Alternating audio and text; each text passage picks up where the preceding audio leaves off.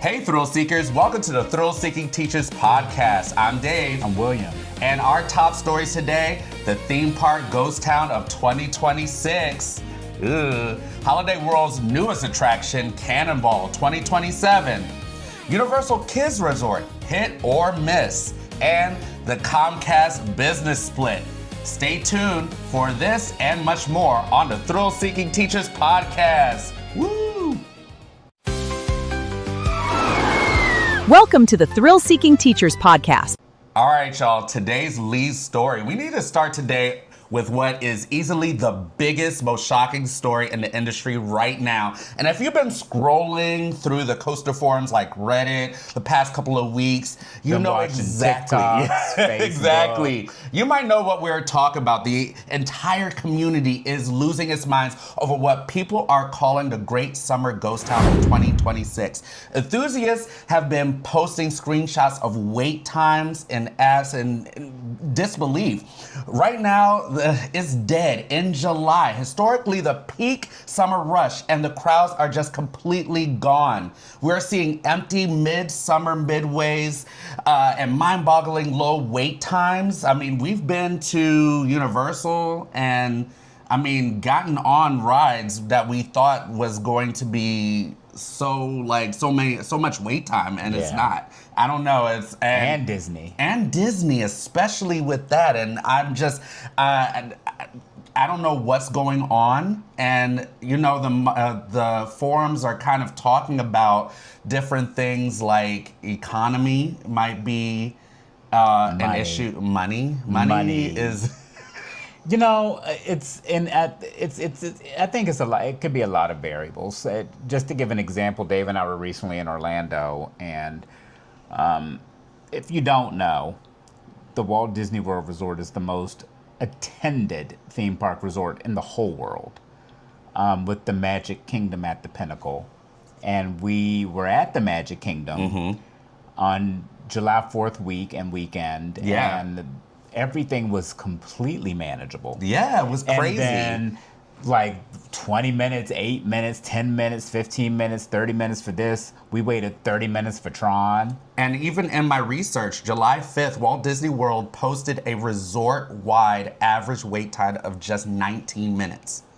That's extremely unusual. That's really unheard of in the theme park world. And I don't know if it might be ticket fatigue, it may be money fatigue. Well, yeah, everything is so much more expensive.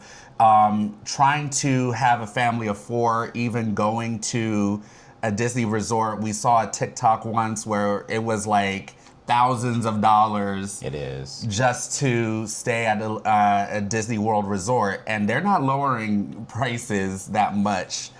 And so the forums have been talking, and it's kind of crazy, what's going on. An e-ticket ride like Tron was like, when we went, it's like 40 minutes? We waited 30, 40 minutes. 30, 40 minutes on an e-ticket ride. I mean, technically, I feel like these, to be honest, I feel like it should be like that all the time. But I mean, the parks want the lines to be there because they want the places to be busy. Yeah, that's a sign of growth. It's the sign of growth. It's the sign of that demand. Demand is there. I don't know. Which is crazy. And I also think, and I've read different things because I go on Reddit a lot. Yeah, he's on Reddit all the time. Some of the things, the general consensus was also, there's so many people that might believe that, it's going to be so busy on 4th of July. It's going to be so terribly busy that why even bother going, that just everyone decided to not go.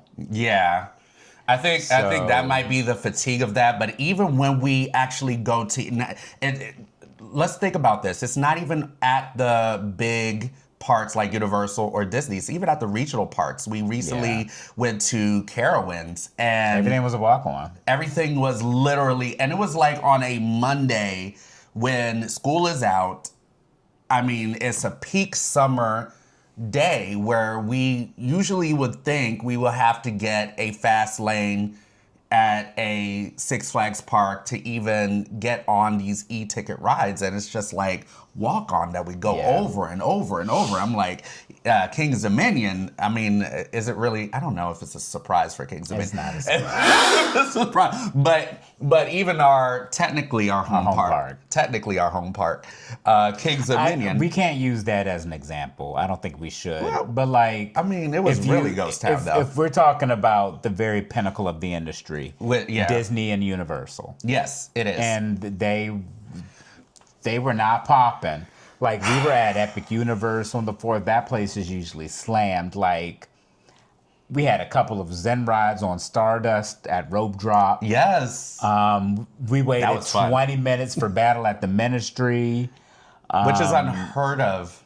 Curse of the Werewolf was like 15, 20 minutes, which is usually a long wait. And we didn't even have to use our fast lane. Yeah, we were given fast lane passes. Yeah, one of the guest services staff members at Studios was nice enough to give me 6 single attraction passes. Be nice to these people, I'm telling you. I'm telling you. They gave us 6 single attraction passes for Epic Universe on the 4th. We didn't need them. We didn't need them at all, which is unheard of. And so I think it's something worth noting, especially when we look at the economy, when we're looking at what these places now have to actually do to actually bring people into the park. Is, I don't know, maybe soon Disney's gonna have to start really giving some discount rates. Oh, over their dead bodies. Maybe, do you think that Disney will start maybe discount tickets I said over their now? dead bodies, but I mean, let's go back to the history of the parks. Walt Disney wanted his parks to be accessible by families. Now they've just become too capitalistic and too absorbed into the large amounts of money they've been making since Disneyland opened in the 40s, the 50s, whenever it was. Yeah. And they make a lot of money, and they want to keep making a lot of money, and people are going to keep giving them a lot of money. I know it's really a tough thing, and I would love to hear from you, the viewers. What do you think is going on? Why aren't people going to Universal or Disney like they used to? Are they waiting for 2027? Maybe. What's happening in 2027? I don't know. Disney damn sure isn't finishing anything. For real? Maybe Universal's doing something? Is it something? They're not going to be finished with anything either. I don't know. I'm just saying, Fast and Furious. Fast and Furious. That'll be done in 2027. Maybe that. I don't know. Maybe that will get people back into the park. I don't know what's going on, but I did look today. The wait times were high, just out of curiosity. So I feel like the 4th of July week is becoming a holiday week that might be doable for most families now. You may not, everyone thinks everyone is going to be in the park, so no one shows up. The secret is out, guys. Go on 4th of July, you won't have any lines. We'll have no line. Now look, next year it's going to be inundated. It's going to be inundated. I guess that's our fault. Maybe our bad. Yeah, but I don't know. Moving on to our next story. All right, guys. Holiday World just dropped an absolute $22 million bomb on the water coaster world. Woo! For 2027, they're bringing Cannonball to their 4th of July section. This massive mock rides creation is aiming to shatter 2 national records right out the gate. It's targeting a 75-foot drop and a blistering 45 mile per hour, which will make it the tallest Sounds super fast. and fastest water coaster in the United States. No shade.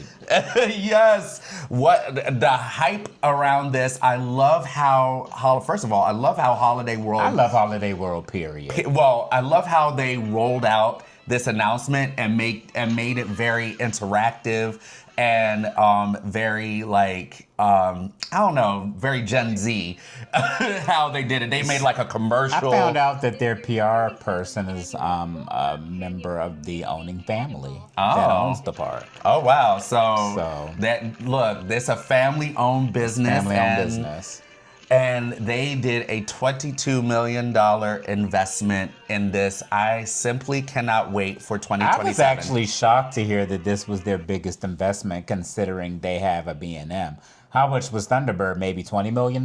Yeah, I mean, I guess. I don't know how much it was. See, that's your job. You got that's I mean, your average B&M is $20 to $40 million. Mm-hmm. So I would say it's maybe $1 million more than the B&M. I'm actually shocked by that. But Mach is expensive. Yes. So Mach is the BMW. Yeah, Mach coasters. ain't cheap.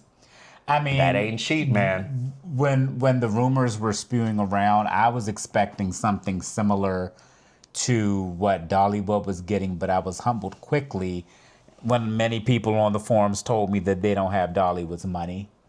So they weren't about to pay $50 million for a night flight too. Yeah, exactly. So I mean, the coaster community is extremely enthusiastic with this announcement because, one, they have so many great water coasters already. If you look back at our this is their YouTube, seventh coaster too, right? If you look back at our YouTube video, they have some great water coasters that I actually got to try. Mammoth, Wildebeest. Well, Cheetah those Chase. are water park coasters. This is like a water coaster on a track. Okay, yeah, this is different. This is like a roller coaster. But also this actually does count as a water coaster. The Cheetah Chase, I did find out that does count because it is technically a water coaster that shoots you. Mm-hmm. So this is on a steel track. This was on a steel track. It's on a steel track. This was a track. And then it has some water features.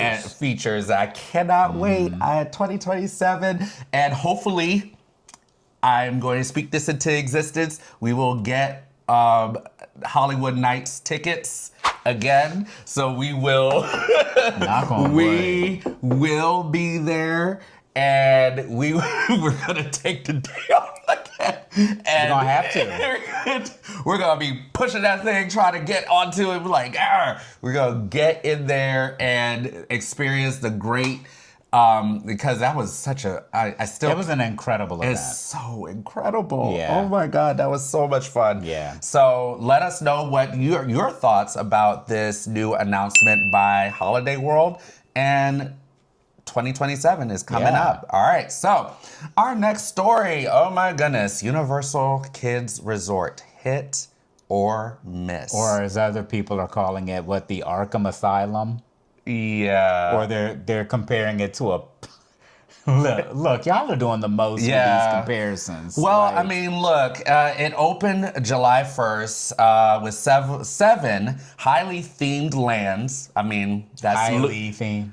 Loosely. Highly themed, tailored entirely to young families. It's supposed to be for ages 3 to 9, 10-ish, including Shrek, SpongeBob, and Minions. SpongeBob, I don't know, because mostly SpongeBob is for millennials, because that's who really grew up with SpongeBob. But Minions, definitely Shrek. And all of these different lands, and people are kind of watching it. And right now, if you take a look, this is the debate right now. If you take a look at the artist rendering of what they wanted it to look like, and the pictures that you're seeing right now out of Frisco, Texas, it's not looking too good. It's basically concrete. It looks kind of drab. It's not looking too good, and I don't know if families are willing to spend $80 to $90 to go there. Their annual pass is sold out. Their annual passes for that particular park sold out. Oh, I mean, I guess. Well, here's my thing. I want to push back on it, because if you're going to put the Universal name on something, and we're used to a particular brand, if you're going to open something, open it well or don't open it. I think with the regulations that Frisco demanded from Universal, they didn't have to build. It put a lot of limitations on that part. They put a lot of limitations. Sight lines and height restrictions. It's and so many different things that I feel like, why Frisco? Why? I want to ask the executives, why do they have to build it there? Do you all realize that this is going to generate jobs and stimulate your economy? So you want it to be as good as possible, then maybe, wouldn't you? Yeah. I don't know. I just feel like, one, this was not an investment that Universal really needed to make at that particular time in that particular area. You already have an awesome park with Epic Universe you just opened. You're already building a multi-billion-dollar new park over in the UK. Mm-hmm. You're already doing that. Why now do you have to go into Frisco, Texas to build a regional park? It feels like you did not have to do this, and you try to put it's like over $500 million that they put. $500 million. $500 million. But really, it doesn't warrant all of the limitations that you had with it. It just really, I don't think it really was needed. To me, I think we need to really push back as a community. I mean, as a business, you want to take chances to generate more income, and I think this is just them taking a chance. I think the biggest thing that they could have done that would have been easier, and I heard this from another podcaster, was don't put the Universal name. They could have named it, they could have put it as a separate... The Frisco Kids Resort, a Universal Park. Yeah, they could have put Frisco Kids Resort / a Universal Park, something like that on the side, and it could have been easier. But what you're doing is you're putting your whole entire brand into something, and you're giving that looks absolutely whack. And even the baking in the sun. First of all, you have these people out in the sun baking. The dark ride isn't really a dark ride. It's like an outside ride. Then that ain't a dark ride. And a baking hot sun.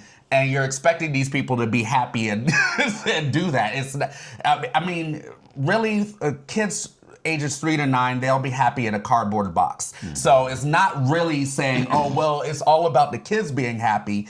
It's not really saying that, because you can give kids, and those kids, that age group, anything, and they'll make it imagination land and make it great. But it's also about engagement of the adults that are there. And that's what Disney does, bar none, the best, is that they create places that are not only for the kids, but also enhances the adult experience as well. Well, not only that, Disney creates an environment that everybody, you have the youngest member of your family to the oldest member of your family can enjoy. Yeah, that is good. I think that's we're going to talk about that later on in our discussion.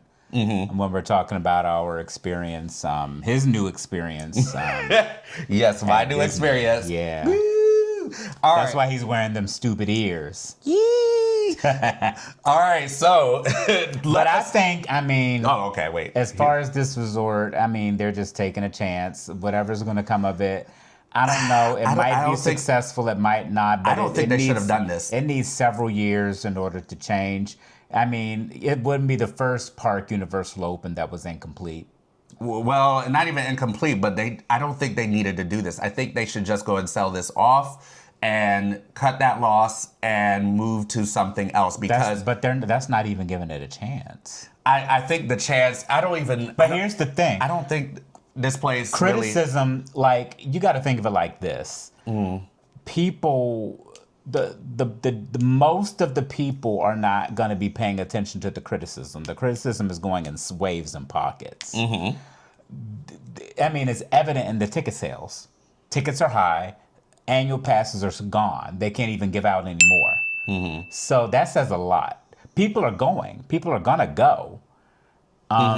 Even out of curiosity, they're going to go. Yes, exactly. But that's what I'm thinking. It might be of curiosity. Mm-hmm. But getting people to go... process might be, and I've heard several people say this, if my kids love it, great, then we'll take them back. Yeah, but my thing is, again, you can take them to a community pool and they will say, do you want to come back? Yes, I want to come back. But a pool is not universal. So Right, but again, when you have something that's universal, you want something that the adults can enjoy that is taking the kids there. You know, you can't just think about, of course you think about the kids, but also the adults that are there need to be able to do something have too. you ever gone to a park and you saw kids just swinging on a swing set and the adults sitting in the chair reading a magazine or doing something? Yeah, that's kind of how it is. That's how they want to make it. But again, that's how this park kind of is then. Right, but then think about it. That right there, put it on the swing. That's free.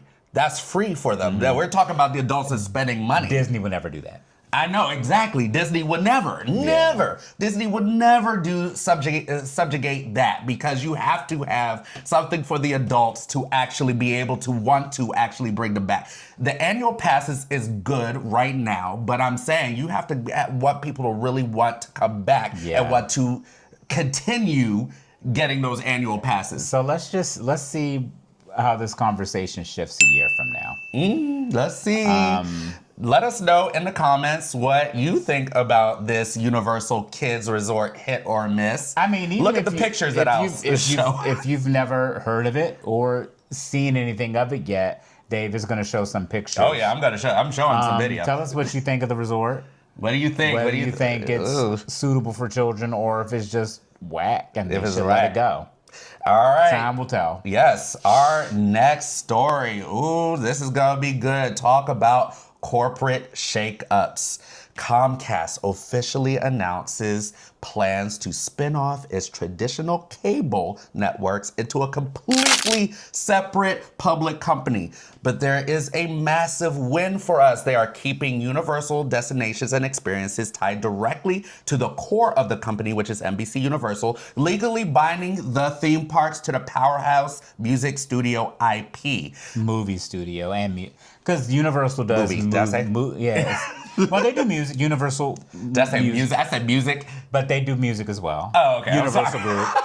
So Universal Group is in there. Okay, but at the same time, the way I had to actually research this to actually understand, because I'm a teacher, right? We're teachers. I'm of a teacher mindset, and I'm not of a stock trading business kind of mindset. That's him.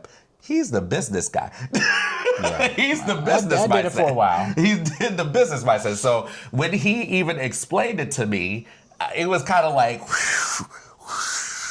over my head, because I'm like, okay, so the way I understand it, for those people who may not have that business mindset, you have the company now from NBC Universal Comcast is now going to be the broadband Comcast.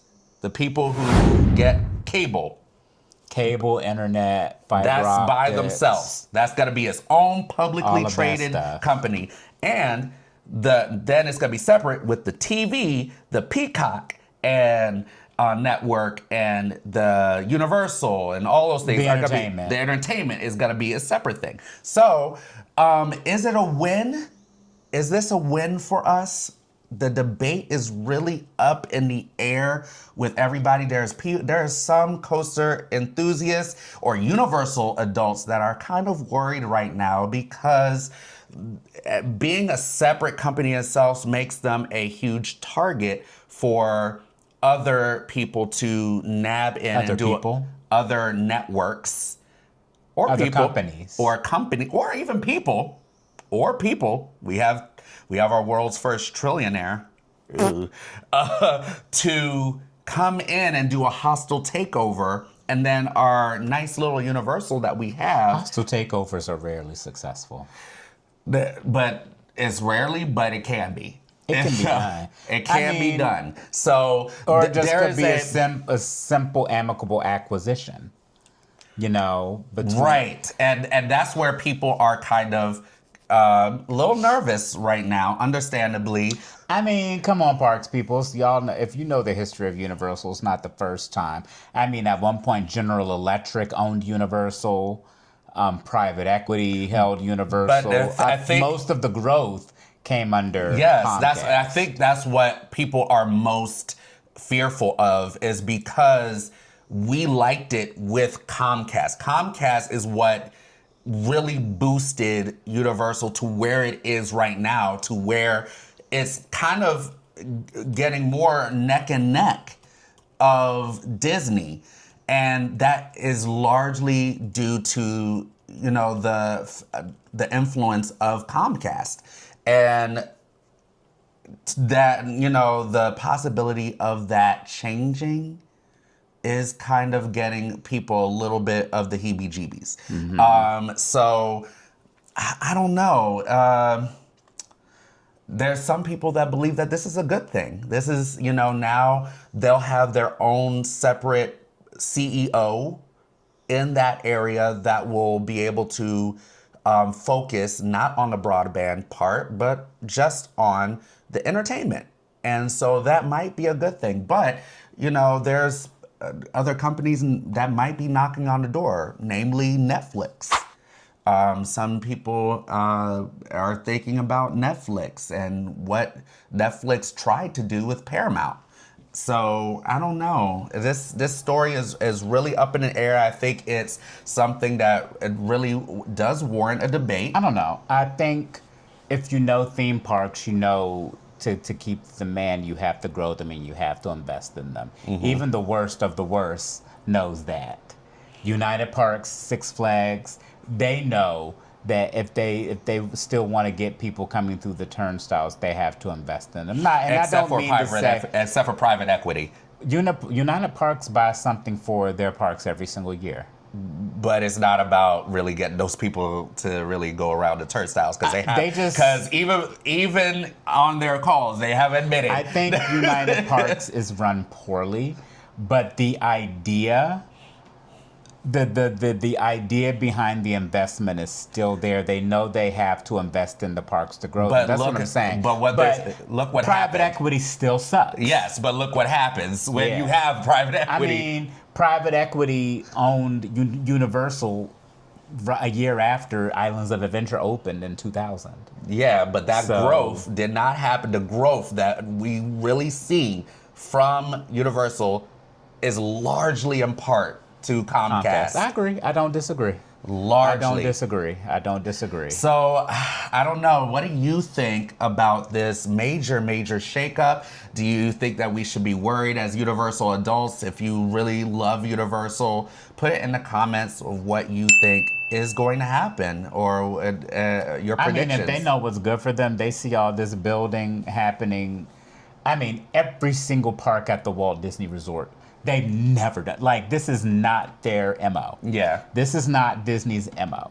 Disney builds quarterly. They've been known to stop building and wait till they get money from their next quarter to continue. That's how slow they are. Yeah. Disney is very slow building.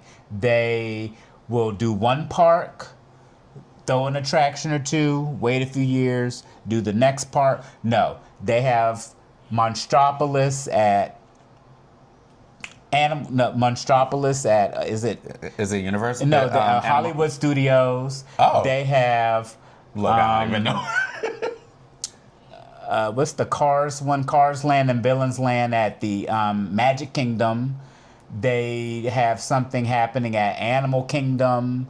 Are they doing anything at Epcot? No, they're not doing anything at Epcot because they just finished Test Track 2.0 at Epcot and some other enhancements at Epcot within the past couple of years. Yeah. So, like, to have something happening at every inch of their resort is not common for them. Yeah. So if Universal knows what's good for them, they're going to have to continue moving at full steam ahead. And if they stop, they're going to continue being a distant number two.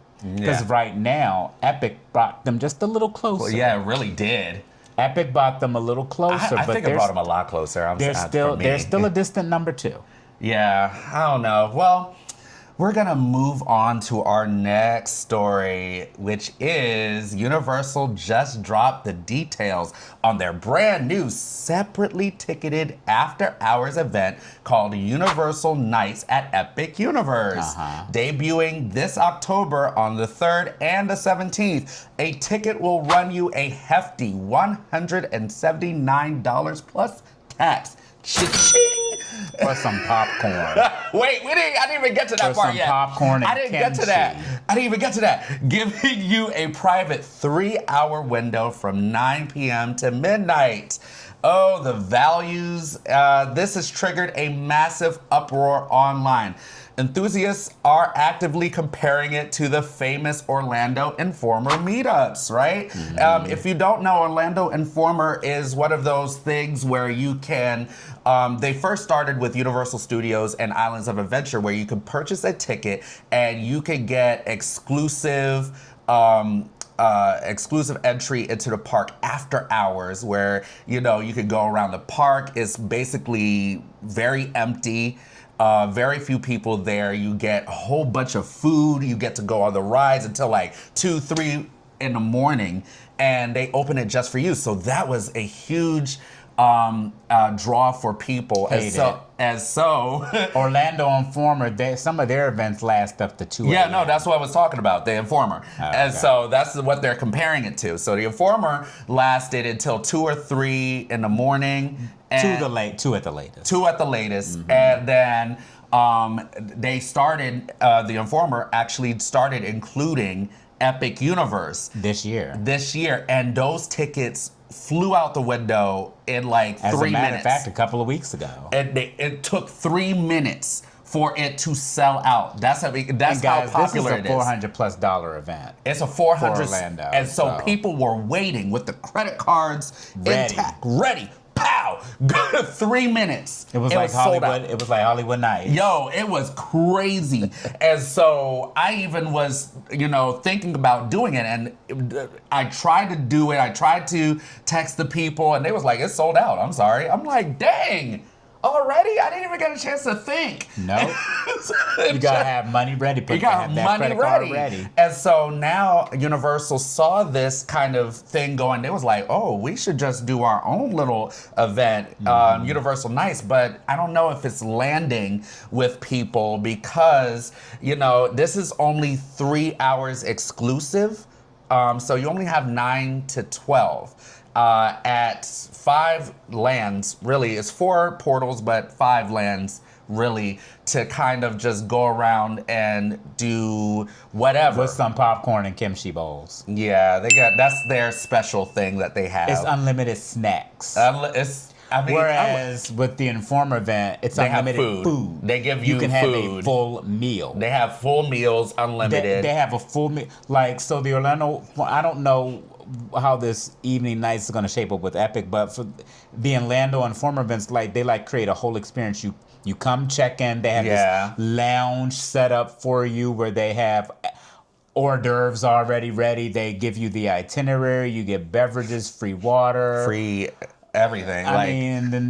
Everything is done for you, and it's just really great. And you get, I guess, because they started at probably 8 or something like that, and you get all these hours in each of the parks, and so the rides are basically walk on. So you just get so many different things. It's a very, very popular event. However, with the Informer events, I do not believe they include meet and greets and other experiences and shows. Whereas at Epic, they're going to continue running the park. Oh, full steam. Oh. So you will still be able to see a show. You'll still be able to meet Captain Cacao. But only 3 hours. I mean, exclusively. Because, what people are saying is if you come in, you can come in for the night at like 7. So you'll have, but they don't clear a park till around 8. That day. So you'll have 7, 8, 9, 10, 11, 12, but some of it is going to be with people. So I don't know. And I don't know if this is going to be worth $180. Would you do it? $180? I mean, if I still get the full park experience, maybe. Pay $180 for 3 hours? 3 exclusive hours. I paid $180 for less things. So for lesser things. So For shoes. I paid more for shoes. Yeah, exactly. So I don't know. I don't know. It's I out feel right like now. Orlando Informer has more value, but less offerings. It's just a rides experience, to my understanding.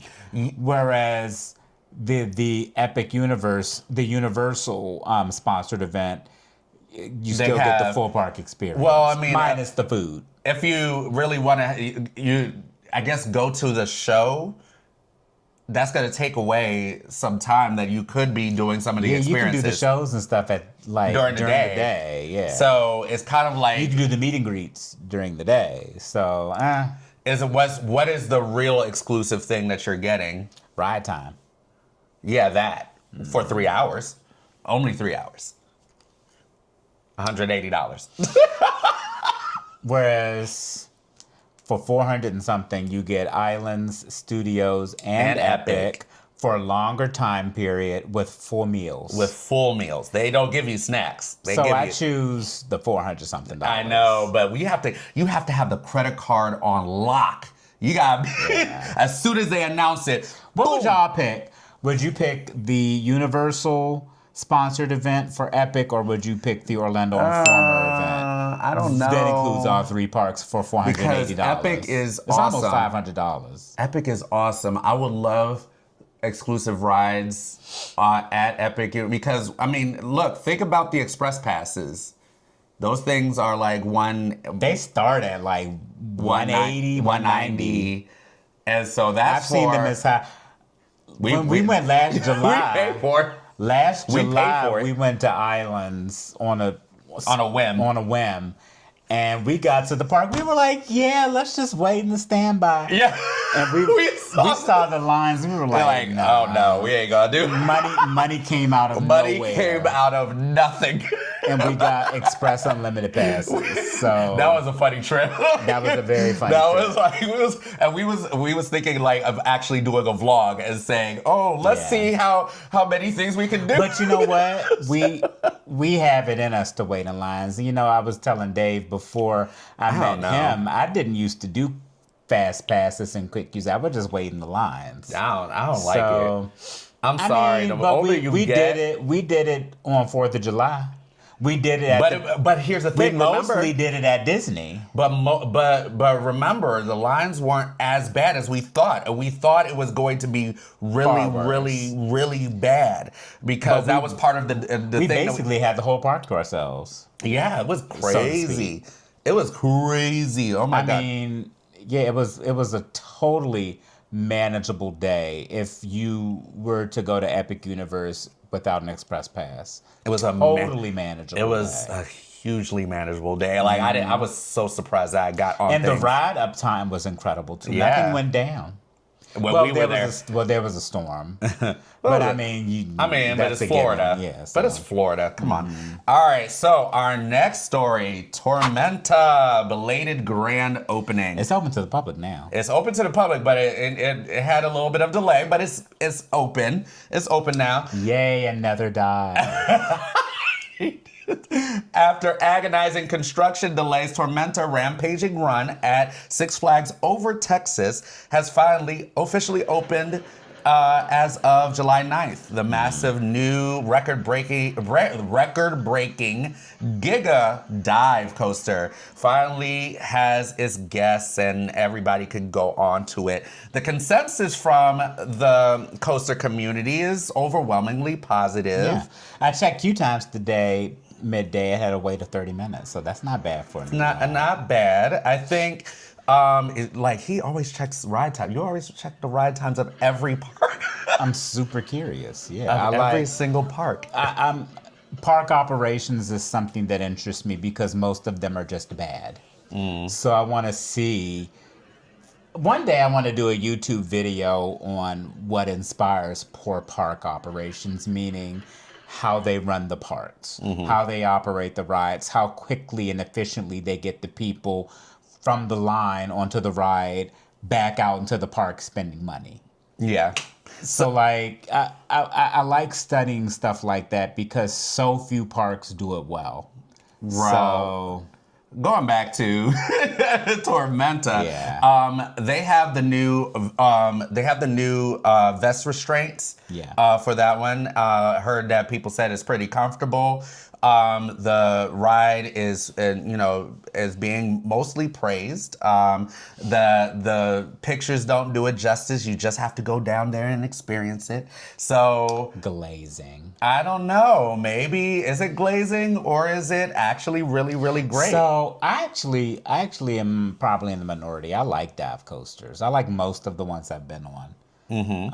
I feel I don't want to make a trip out of a dive coaster. I do want to go back to Texas, and I was told that we've actually been to that park before. Not you and I, but my sisters. Oh. I didn't remember. Oh, you was so little. Well, probably. I was too young to remember. Yeah, we were in elementary school. Yeah. So I don't remember going to that park, but we apparently we did, and I was shown a picture. Oh wow. Okay. So I would love to go back as an adult. I mean, it might be good to actually go and experience over Texas. We've never been. We're Six Flags Prestige Pass holders. God damn it, we need to go. We've been to Fiesta, Texas. We've been to Fiesta, Texas, but not over Texas. Jeffrey Seabird, I miss him. Fiesta, Texas was an amazing park. Fiesta, Texas, awesome. Amazing park, which should Dr. be Diabolical. sold to Hershon soon. I love Anyways, Dr. Diabolical. y'all didn't hear that aside. No. All right, so our next... I really don't know. That's just... Well, let us know what you think about Rampaging Run in the comments. Tormenta. New. Yay. All right, our next story. We have breaking news out of Carowinds.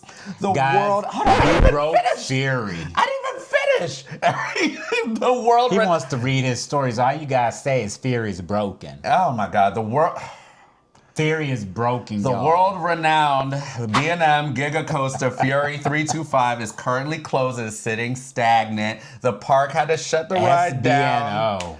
after a massive lift hill chain physically snapped. But that's what people are saying. I really don't know. We broke it. We actually went there on Tuesday. We were there Monday. Monday, and a chain broke Tuesday. Yeah. Wait, we were there Monday? We were there Monday.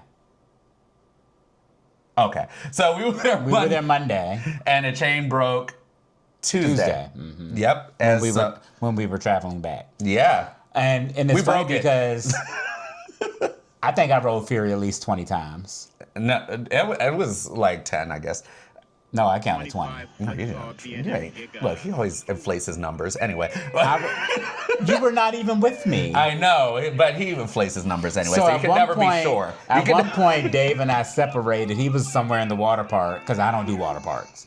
And I decided to just stay on Fury. And the lines, it was basically walk almost the day. So I broke Fury. And he broke Fury, y'all. So just blame him. I mean, but that ride is a workhorse. It's the crown jewel of the park, and Carowinds knows that. They're not going to People are upset, though. I mean, if you travel from... People are upset. You know what I think? I think these parks need to... You can say whatever you want about Disney and Universal. They put that shit on their apps. They put that shit on their websites. I've seen them go as far as putting it on their socials when rides are down.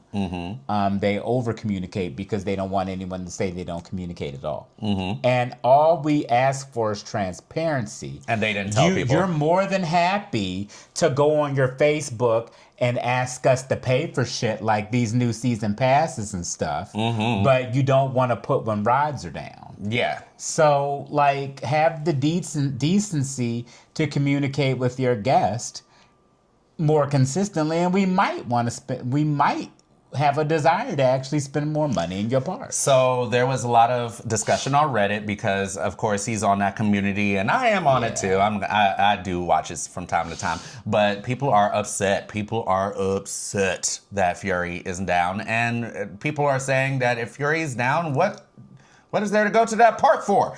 It's a great park. It's a good park. Still has Thunderstriker still has Afterburn, still has Copperhead, Strike. Theories, Hurlers, a fun Woody. Yeah. They have a fun family attractions and a mine train. Yeah. They have some decent. They have some stuff. Vortex is decent. But, they have some. Wait, what is that one that we hit our head on a lot on our? The Arrow. The Arrow one. No. So guys, we're gonna do hot takes later. One of my hot takes is that all the aerodynamics, all of the parks that refuse to, if you're a park and you just want to hang on to your aero looper and you refuse to upgrade the trains to the Vekoma ones, like some parks have done. Okay, you didn't have to say it like that.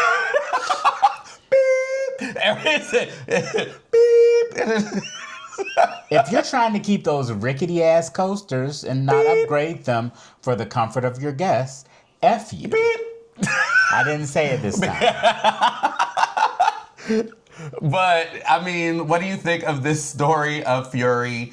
It's got to be up soon once they hope. Once they get the part from Switzerland or somewhere. I mean, even remember when the support structure broke? It was down for maybe like a month. But this one they have to actually get something shipped, and well, they had a whole support shipped. Well, we'll see what happens because that's their crown jewel, and they need that happening. Do y'all remember when the support structure cracked on Fury? How long was it down? I think it was down for just a month, and the support structure. A month? Yeah. Maybe a month. Oh, that's a long time for a peak summer season. It's a long time. I think it was the beginning of the season. That's a long time. This was 23 or 24. No, I'm talking about this right now. If it was a month, that's a long time. That's a long time. All right, next story. Okay, Pantherian. Yeah, speaking of gigas. So people, I love Pantherian. I've seen some postings where people are upset about Fury being down. They drive up to King's Dominion, and then Pantherian is down too. Okay, first of all, let's pause right here. One, Pantherian is my most favorite Giga. Period. I'm gonna just go ahead and say that. No, I'm gonna go ahead and say that because the stuff that I'm about to say is gonna make it seem like I don't like it, but I love it. I love Pantherian. It is his favorite Giga. It's the ride that made him an enthusiast. But I am so upset right now. I'm trying to read the story, but it's just like paining me. The drama that continues at King's Dominion with Pantherian is crazy. The newly rebranded Giga is plagued by consistent daily shutdowns. Constant shutdowns, and the community is getting frustrated. One of them being me. I'm very, very tired of every single minute. We were there the other day, and this ride is always getting shut down, even if it's a drop of rain. So, but there legitimately was. So we went there on our way back from Carowinds on Tuesday, and there was legitimately a storm. It was raining quite a bit. However, Dominator was running through the storm, up and running through the storm. It was like almost. It wasn't a torrential downpour, but it was raining pretty hard. So whoever was getting on that ride was getting the fire. Whoever was getting on Dominator was getting pummeled by the rain. But that thing runs with anything. It doesn't care. It just goes. I love Dominator. B&M can make a weatherproof coaster. They closed it for a weather delay and were never able to reopen it when everything in the park was up and running. I think that was their excuse. They wanted to say that it was weather delay, but really they just didn't feel like trying to run it. I don't know. I think at this point right now, they need to close it. How old is Pantherian? About 10 years. No, it's older than that. Really? I thought it was 10 years. Oh, well, because it was Intimidator. Wait a minute. Used to be Intimidator. I think it debuted in 2011, so that puts it at 15, which is half of the shelf life for a coaster. Most coasters are 30-something years. I don't think it's going to make it to 20, to be honest.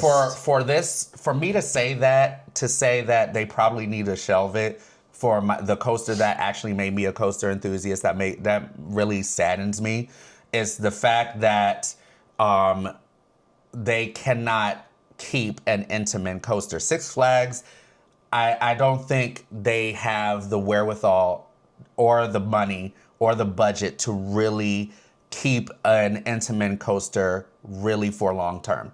They can't, because it requires a lot of maintenance. It requires you to use their parts, not for you to go and try to botch it and do other things with it, which is what Kings Dominion probably did. They didn't follow the manual. They cut some costs. They cut some costs, cut some corners, and now we have this. And I don't think Six Flags, and we was just discussing this, I'd rather them do B&M well. Get a bunch of B&M coasters, really do another Fury 325 with B&M, make a Giga B&M coaster. That thing was $30-something million. Okay, but at least B&M, y'all can do well. Yeah. Y'all can do B&M well. It's a cheaper thing from Intamin or Mach, but you can do it well. Do multi-launch and it's B&M not like coaster. B&M is cheap. It's not. It's very expensive. It's not cheap, but it's something that they can do. It's something manageable in terms of their costs. Yeah. It's like a Toyota Camry. Yes, it is reliable. Lexus. It's reliable.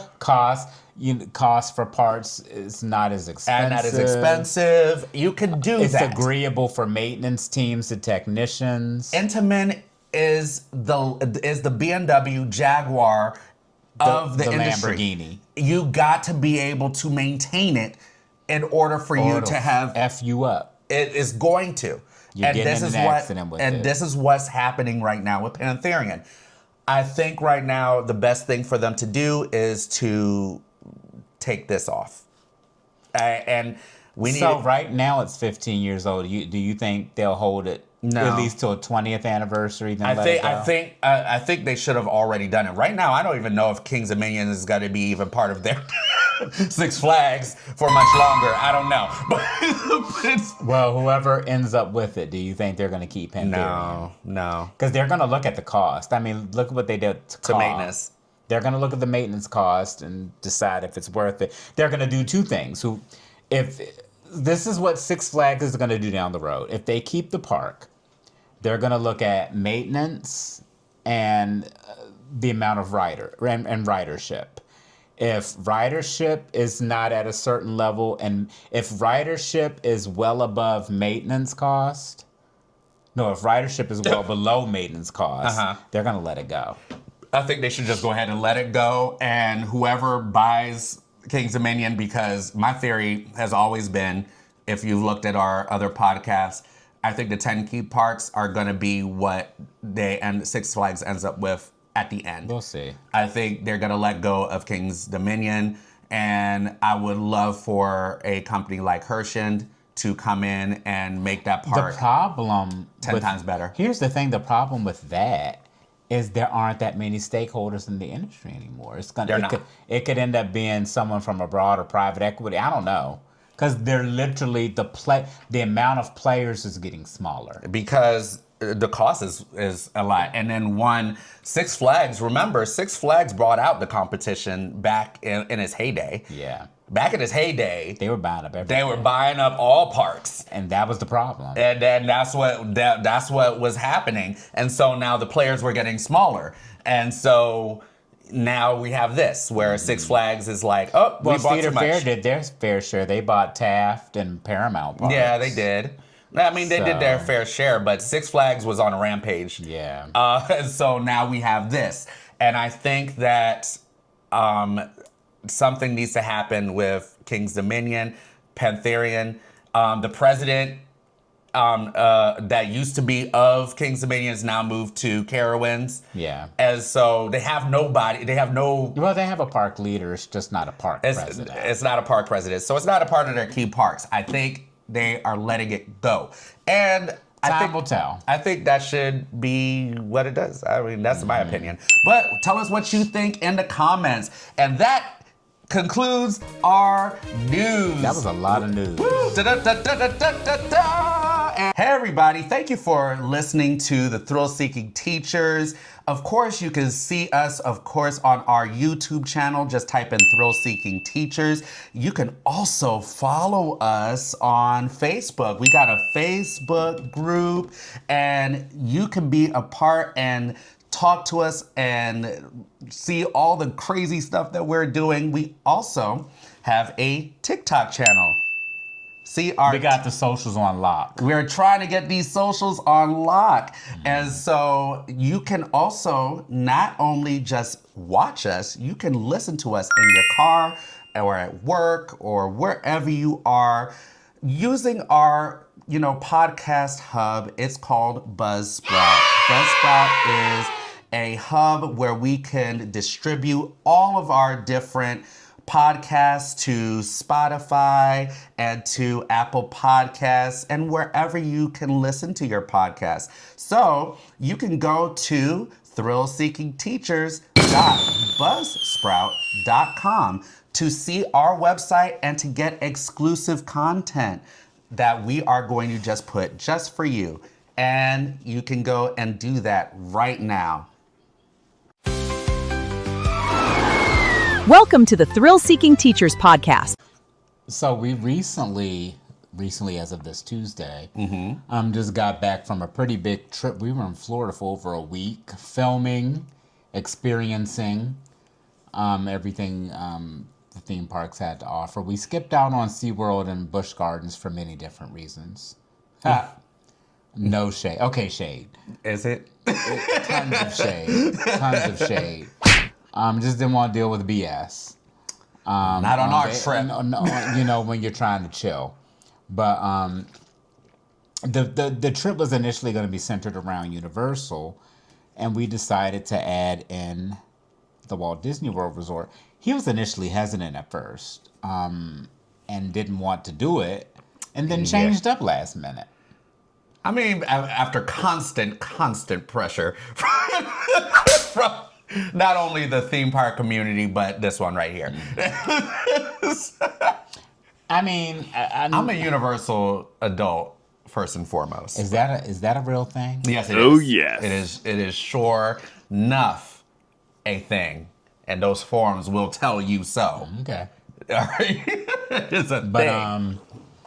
We started off the trip at the Walt Disney World Resort. We did Park Hopper for one day, which honestly I don't think is enough. Well, wait a second. We didn't start there first. We started when we actually came. We actually went to this hotel.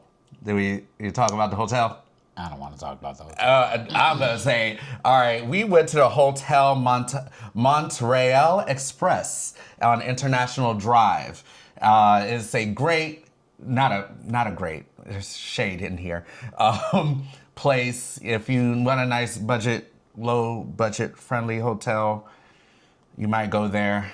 Didn't like it particularly much. We normally don't stay there. We don't stay there. Considering the length of time, the price was right, if you know what I mean.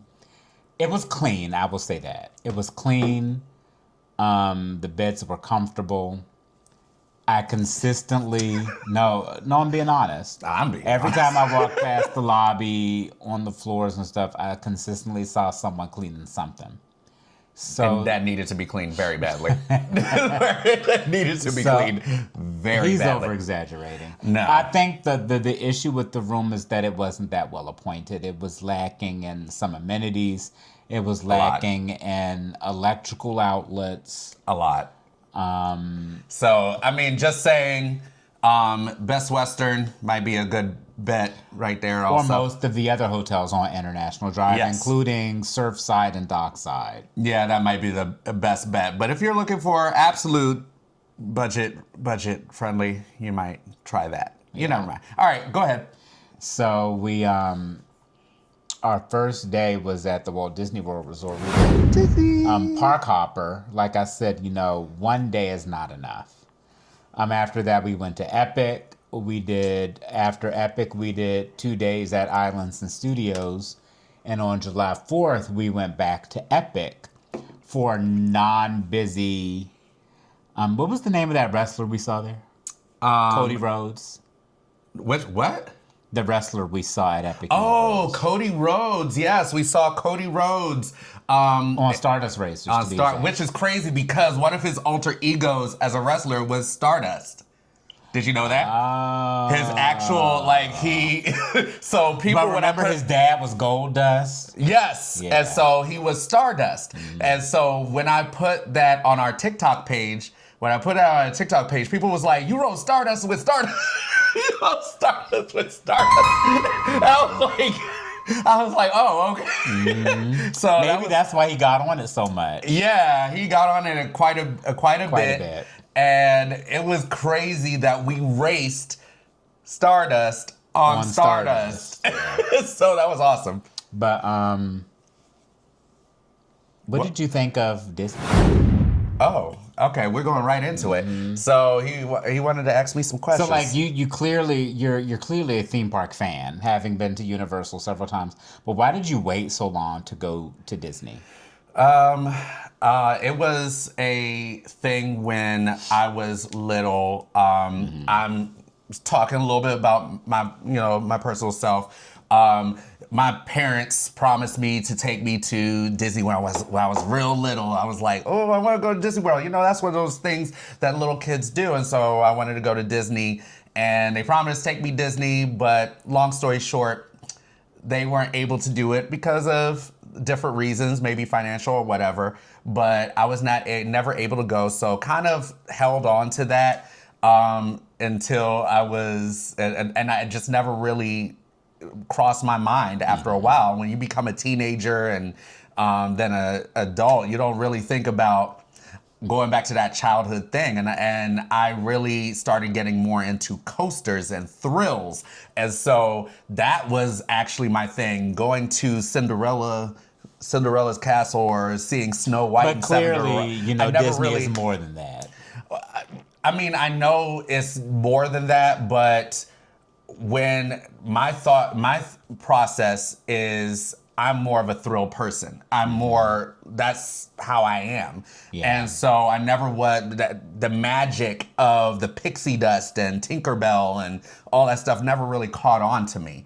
And so I never really sought Disney as a place I really just wanted to go because of that. And so I was more into Universal because it had you ride the movies. And remember, I was, into that. I'm a teenager seeing Back to the Future, seeing, The Mummy and going to those things. And that was more of my speed and doing things of riding the movies. So Universal became my place because I was not into the Cinderella and this, that, and the other. And so, that's where, and by the time I turned around, I'm sitting here, a full-fledged adult, didn't really even want to go to Disney that much. So, I mean, it was time for me to go, so I went. But you would say things like, I don't like it.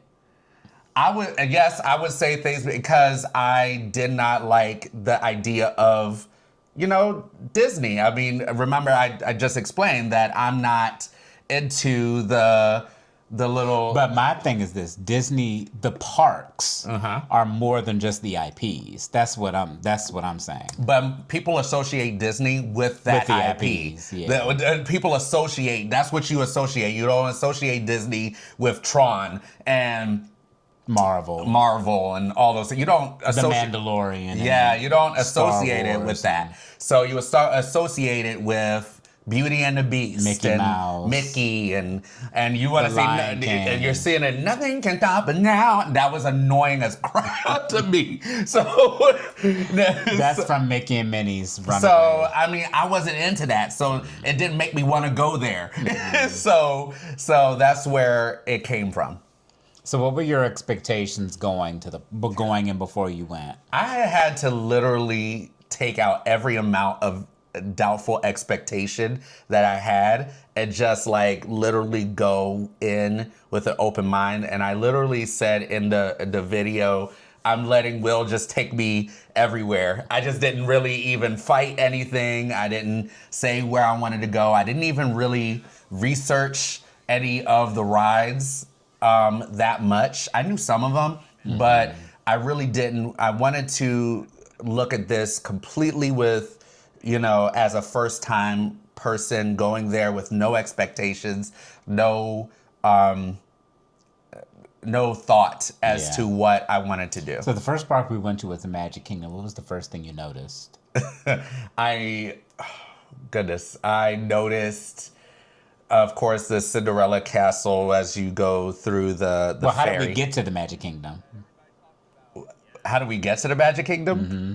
The ferry boat. Yeah, ferry boat. Yeah, we went on the ferry boat, and so I saw the Magic Kingdom. I would have. The only thing, the criticism that I had was I wish there was music as we. It used to be.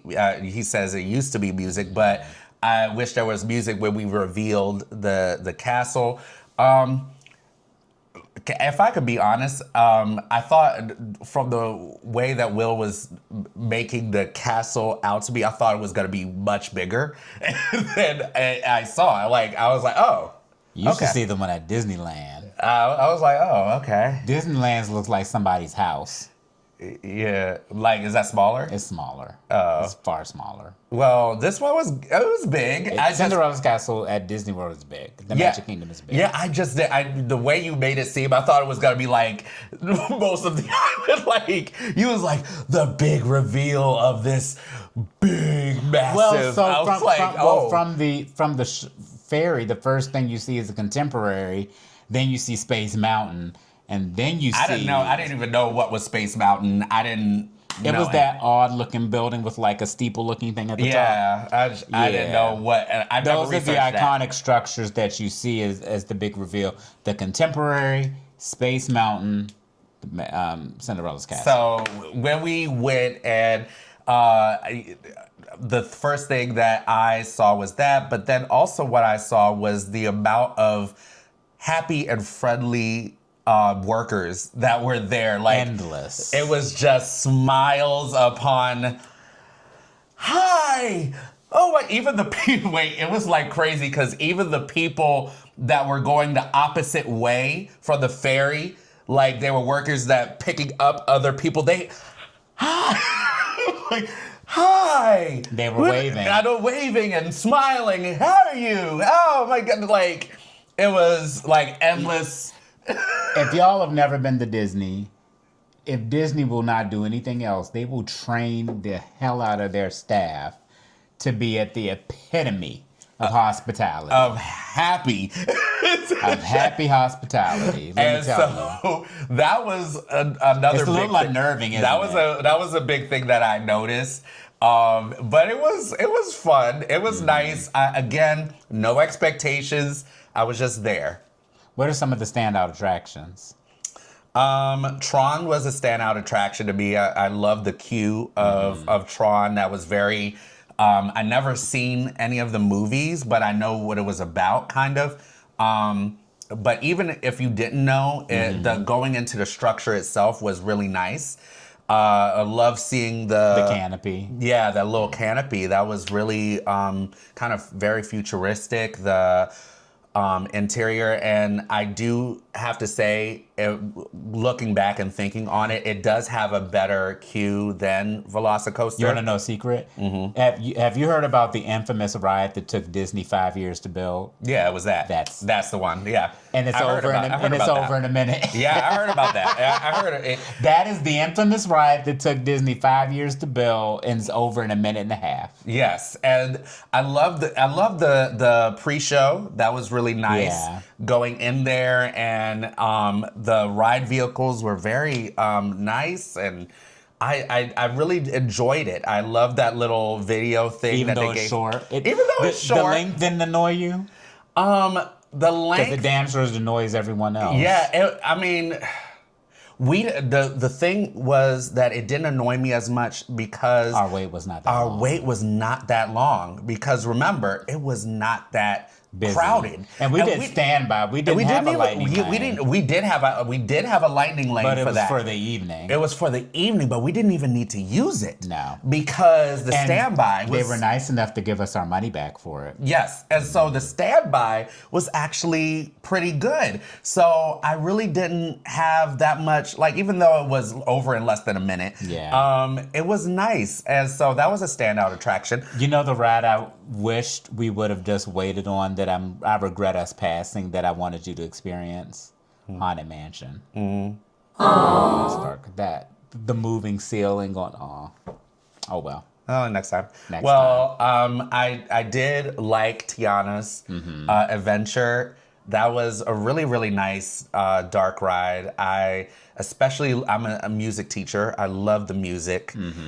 Anything that has the music on there, and I just love seeing a Black Disney princess there and being a part of that, and seeing all the different dips and stuff. It was telling a story.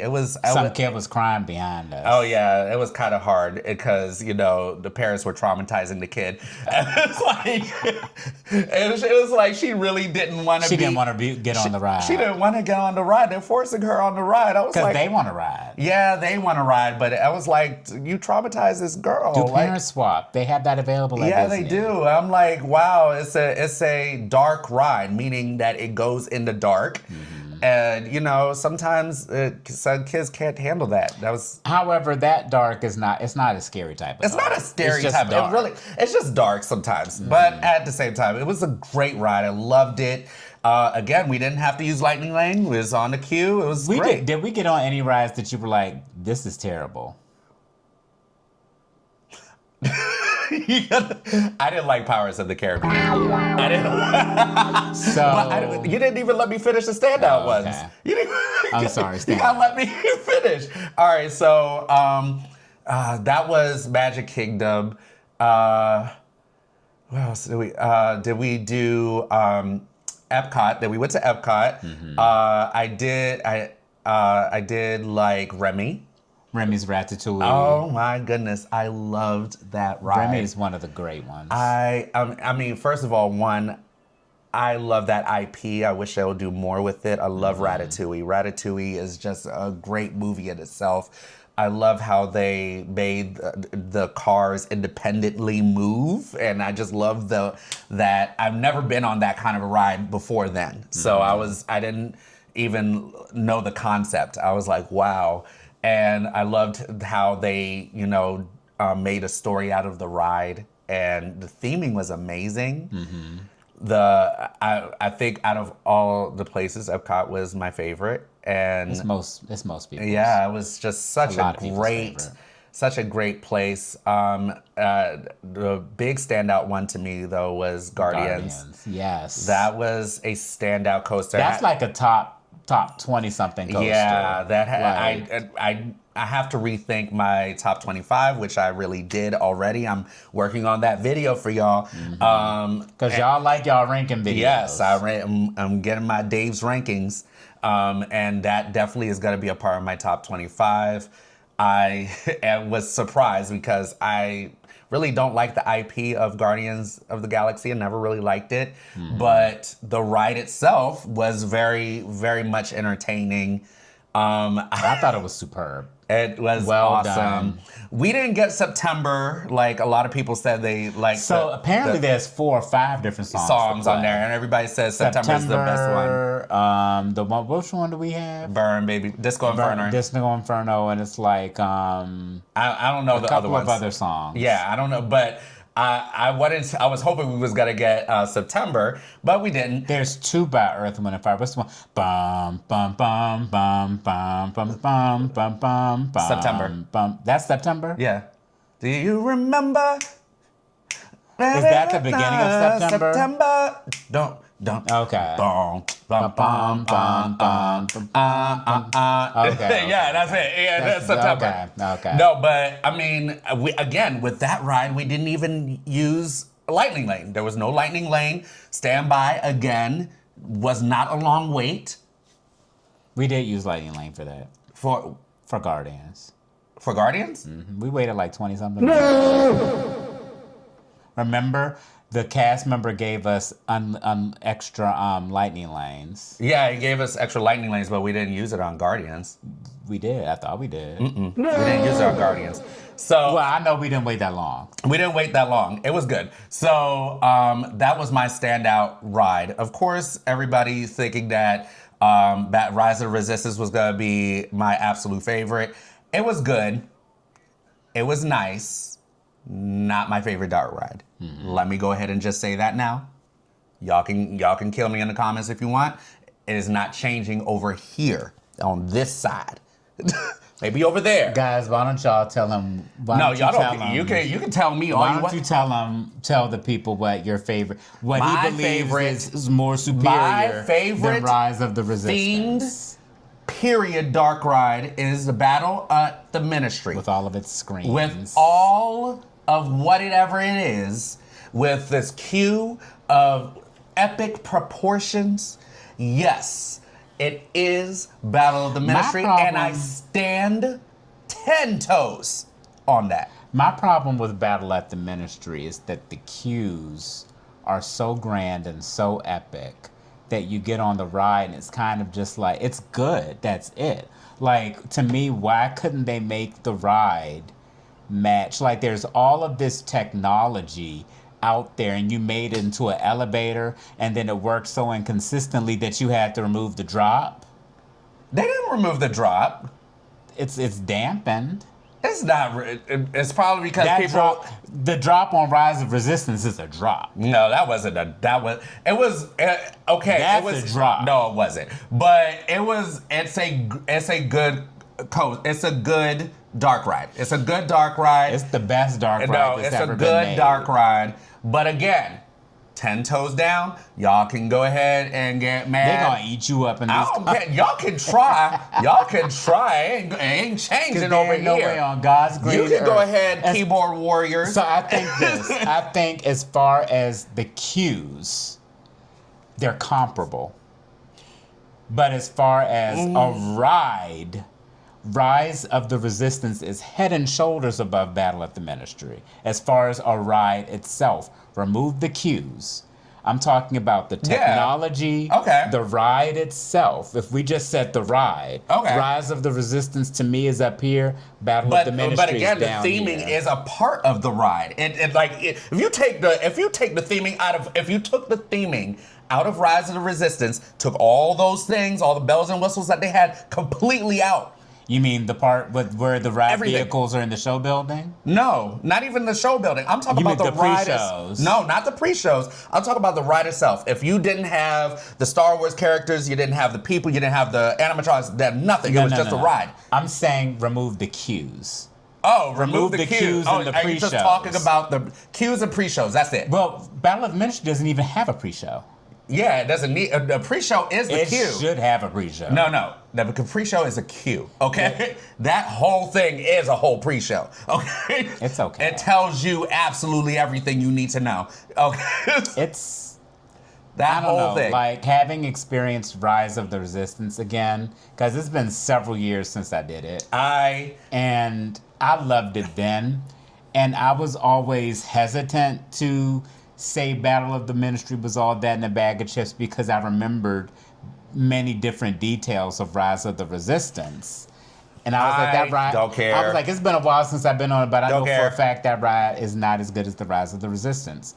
I mean, that you got the first pre-show with the hologram Ray. The second pre-show, you're in the ship that's shaking with the It wasn't really. animatronic. Okay, wait a second. They made it seem like hold on to something. Like I'm really gonna like shake. It was. It wasn't even shaking. You get it out- was like I was like.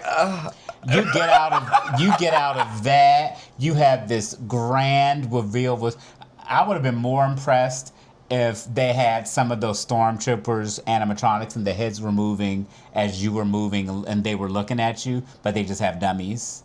So that's my biggest criticism with that grand reveal is I thought that they should have had animatronics or something. I don't know. I think it's just as far as a ride, I think Rise of the Resistance is a better attraction. I think overall, Battle of the Ministry is. But What do y'all think? It was no, I don't even care. Look, that part I just don't care Because you know what they're gonna say. They could go and scream till the cows come home, but this one right here is never changing. I think. I don't know. I think they could have done more with that ride, considering the amount of money they spent on it.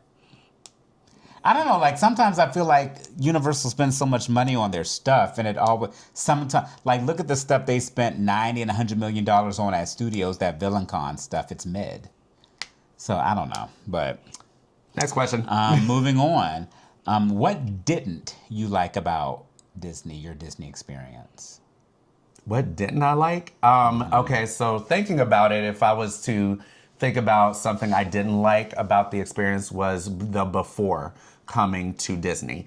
Planning for a Disney trip is intimidating. And if you're not a Disney adult or you're not well versed in the Disney ecosystem, it is very intimidating when you when you try to plan a vacation with Disney. There's so many factors that you have to put if you're doing lightning lanes or the multi-pass lightning lane. Which park are you doing it in? Which e-tickets are you using? Can you use it on this day? Do you have to go wake up at 7 a.m. to go and get this lightning lane? Where do you have to have a plan of attack when you go to a Disney park. And as opposed to where it is with Universal, yes, you sometimes do have to have a little bit of a plan, but not as big of a plan as you would with Disney. It's a Universal. Universal, I mean. It's a little stressful. That's what there was even days where I kind of was just like, I was so stressed out. I didn't want to like deal with it. Yeah. It was that's the only hard part. When you get there and you're doing things, luckily we were there on a day that it was not as crowded as it could be. Yeah. And so it ended up being a pretty lucky time for me. I mean, I've been at the Magic Kingdom where Main Street, you're shoulder to shoulder with people. And we weren't at all with this one. This one was very comfortable. It was very nice. And I was thankful that was my first experience. Yeah. But I know it could have gone the other way. Completely. And that's the only thing I wish that Disney... And they would have happily given you a refund. Yeah, but that's the only thing that I wish that Disney would do a little bit better in, is making things a little less confusing in how they do different park hoppers or multi-pass or lightning lanes or this and the other. Or genie passes. Yeah, or different passes. And it's kind of trying to find your way through everything. And it's just, you know, I understand why people usually get one of those travel planners or a travel agent to literally just say, do everything. Well, I've never used that for Disney. Yeah, you've never used it because you never had to. One, because you've been there like a lot. So you know how to figure it out. I've been to Disney technically more than Universal. Right. So I for a person that's very intimidated by it, they usually would maybe go with a travel agent or a travel person that knows this stuff, that could plan the stuff for them. But, you know, do you necessarily always need that with Universal? No. People do it. People do it, but it's not as needed as it would be for Disney. So that's it. Would you go back? Yes. I would definitely. What would you do differently? I would want to definitely spend more than one day there because you can't get the full scope. But I would go there kind of with a less of a stressed mindset and just say I'm just prepare with very comfortable shoes to know that I might just be standing. And basically just kind of enjoy more of the food and more of the atmosphere. I would love to do that more. What type of tickets would you get? I definitely want to still do lightning lanes. I don't know if I'll do the Premiere. Premiere is so expensive of lightning lane. Well, Premiere is actually cheaper. at the park you like, it's like 160 something. Well, yeah, that one. For Epcot. Yeah, for Epcot. But for the other ones. It's so weird. The park that we liked the most, the Lightning Lane Premier, is the cheapest for. I don't know why. Go figure. I don't know. Because it's for adults. More so people think think it's more for adults. Epcot on paper has fewer attractions than it has more than Animal Kingdom, more than Hollywood Studios, but far less than the Magic Kingdom. But Hollywood Studios Premier Pass is more. A lot more than Epcot. So where's the logic? I don't know. And it's more at Animal Kingdom as well. Epcot's is the cheapest. Mm-hmm. Isn't that weird? Yeah, I know. And it has one of the best attractions in the world. That's crazy. Mm-hmm. And actually, too, well, I never rode Test Track yet. Test Track's amazing. And you didn't do Frozen. I did not do Frozen. Frozen. Frozen is a great attraction. Is that Epcot? Yeah. Mm-hmm. I never saw that. So it was on the other side of World Showcase. And it's in Norway. Oh, that's why. Yeah. And we stopped in France and the United Kingdom and Canada. Yeah. So. Yeah, exactly. So, I mean, I'm more reason to go. Mm-hmm. Yes. So from what you've heard about Animal Kingdom from others, do you want to check it out? Others. Okay, from me. From him. It's been from him. Do you still want to go to Animal Kingdom? Yes, I do want to go to Animal Kingdom because I like the animals. This is whack. He thinks it's whack. I'm like, well. So there's an attraction there that I've never done that I've heard is the Chef's Kiss, which is Flight of Passage. So I've done Expedition Everest. I've done Navi River Adventure. I've done, what's that boat ride they have there? I've done the Avatar safari ride. I've done the safari, which is great, but the animals always get in the way. Is it not the one with what's the one with Avatar? The Flight of Passage, which is too new for me. I've never experienced it. Oh, but I've heard it's one of the best Disney rides of all time. So. We'll see. I guess it's worth it. Exactly. I'm going to go to Animal Kingdom. Yay. Next question. And we'll only be able to stay there for a half day because it's a half day park. Isn't that great? Was I a good guide for your first time at Disney? Yes, you were. He drug me everywhere. He was like, we're going here. We're going here. And this is where we're going to skip this one. We're going to go here. I was like, okay. I was like, all right, let's go. I regret, my biggest regret is not getting 2 days of park hopper instead of one. Yeah. Because in all actuality, our hotel was cheap enough where we could have added another day to really have experienced the Walt Disney World Resort. So yeah, that was our trip. After that, we went to Epic. We had express passes for that Wednesday. Wednesday was a little busier than. 4th of July. 4th of July, which is crazy. Yeah. That was before 4th of July. Wednesday. A random Wednesday was more busy than the actual 4th of July. Yeah, go figure. What? After that, like I said, we went to Islands and Studios. We had a great time there, and we were back at Epic on the 4th. Yes. So you will see the vlogs because I'm working on them. We're working on the But vlogs. the trip overall was amazing. Amazing trip. Now to some hot takes. Oh, thank you for listening and viewing our Thrill Seeking Teachers channel. And we work hard, guys. You know we do. We're not only teachers, but for yourself. Look, we work hard. But if you know that teachers are thrill seekers and we work hard, don't you want to help buy us a cup of coffee? We have a thing that can help you help us buy a cup of coffee. It's buymeacoffee.com/thrillseekingteachers. You can donate or tip us anything you would like just to help keep the things that we love going. Isn't that great? Wouldn't they love to just give us a cup of coffee? Decaf. So go to our website, buymeacoffee.com/thrillseekingteachers. And now, back to the show.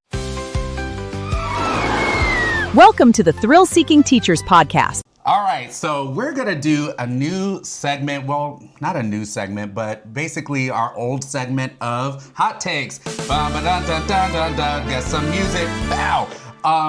And for today's hot takes for our coaster enthusiasts out there, we're going to take some of your comments and we're going to talk about some of your hot takes. Instead of ours, we're gonna just talk about yours. And so we actually put a question on our YouTube forum community. Thank you, community, for helping us out with that. So why don't you read one of the first ones? Well, I'm about to read it. Jeez.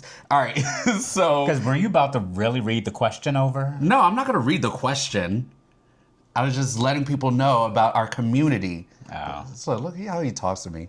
All right, so, all right, we got our first comment from Cult 3434-J2Z.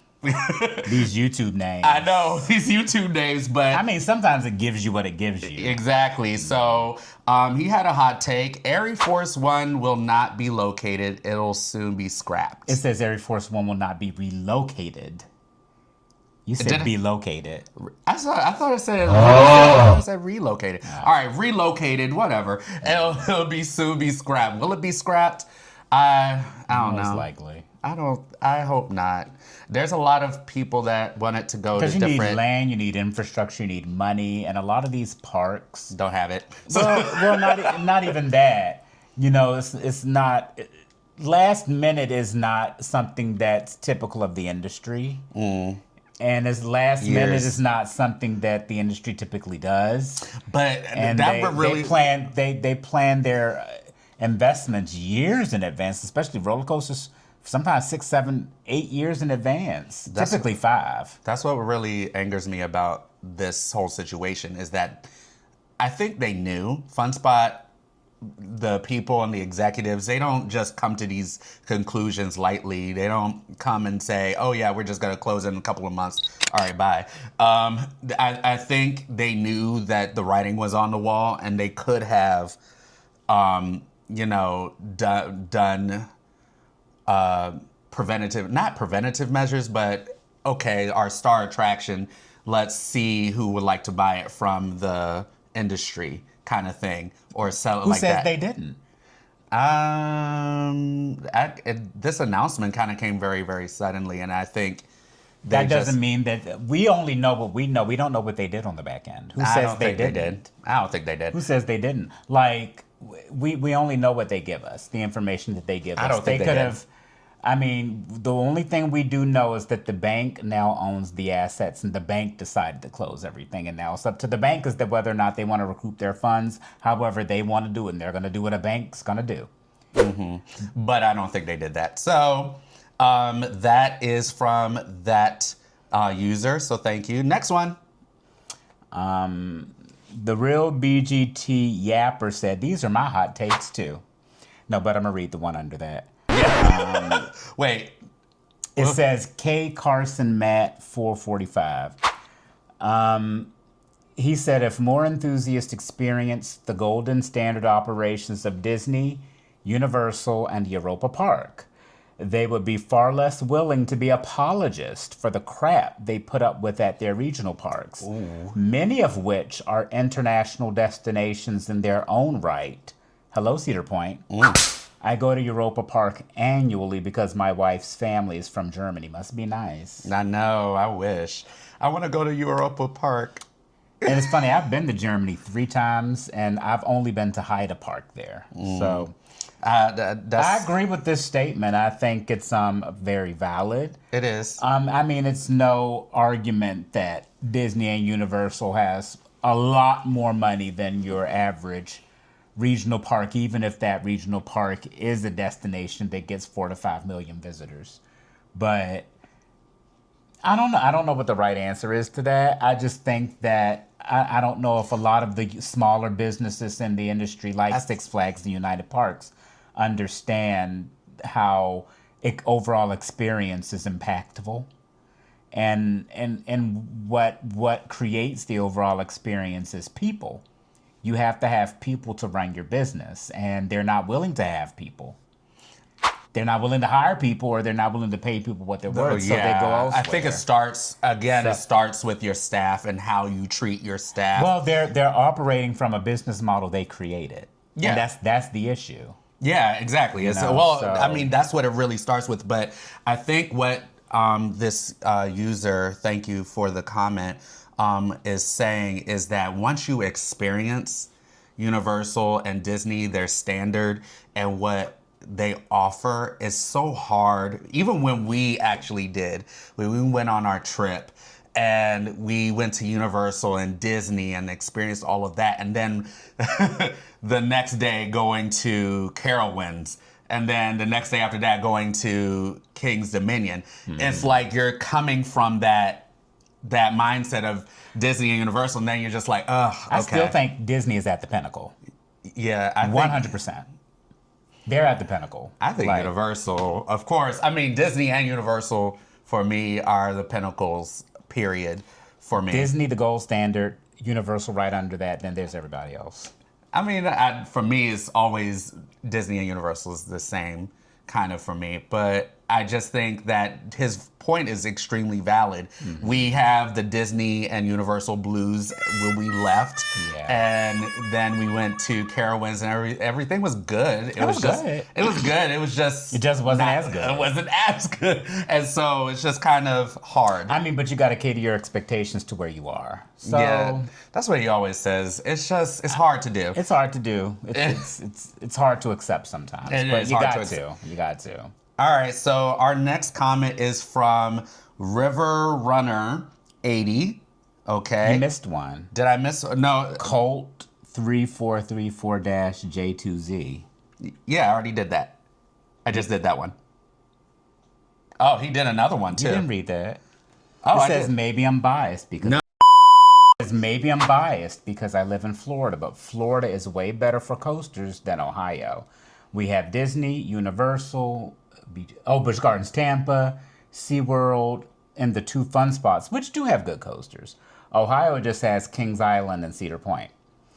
Since seeing your Disney video, as a Universal annual pass holder and fanboy myself, the more I go to Disney, the more I find myself saying, why don't they have this at Universal?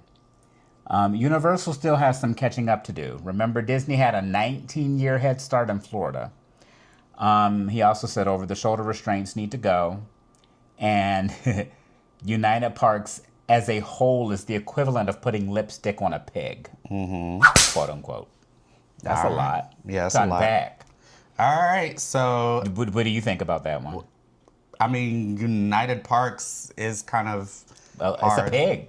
No, it's not a pig. I mean... They don't suck. It's hard to put. It's hard to put, but I don't know what to say about United Parks. It's disappointing, and they could do better because they have such a great, land spacing. Their theming is good. It's just not operated well, and it's again all starts with the workers and how you treat the workers and staff. And what are you willing to pay? What are you willing to do in order for your park to work? I want to go back to the thing he says, the more I go to Disney, the more I find myself, why don't they do that at Universal? One of the things that Disney's been doing for several years that Universal does not do is Bluetooth beacons on their rides. If you have your phone in your pocket and you keep the Bluetooth on, they've been doing this since before COVID.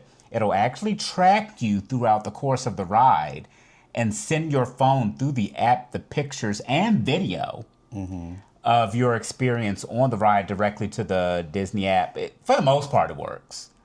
I mean, we did have some minor issues with it throughout our trip, but considering they have it, where Universal just started testing on-ride video a couple of weeks ago.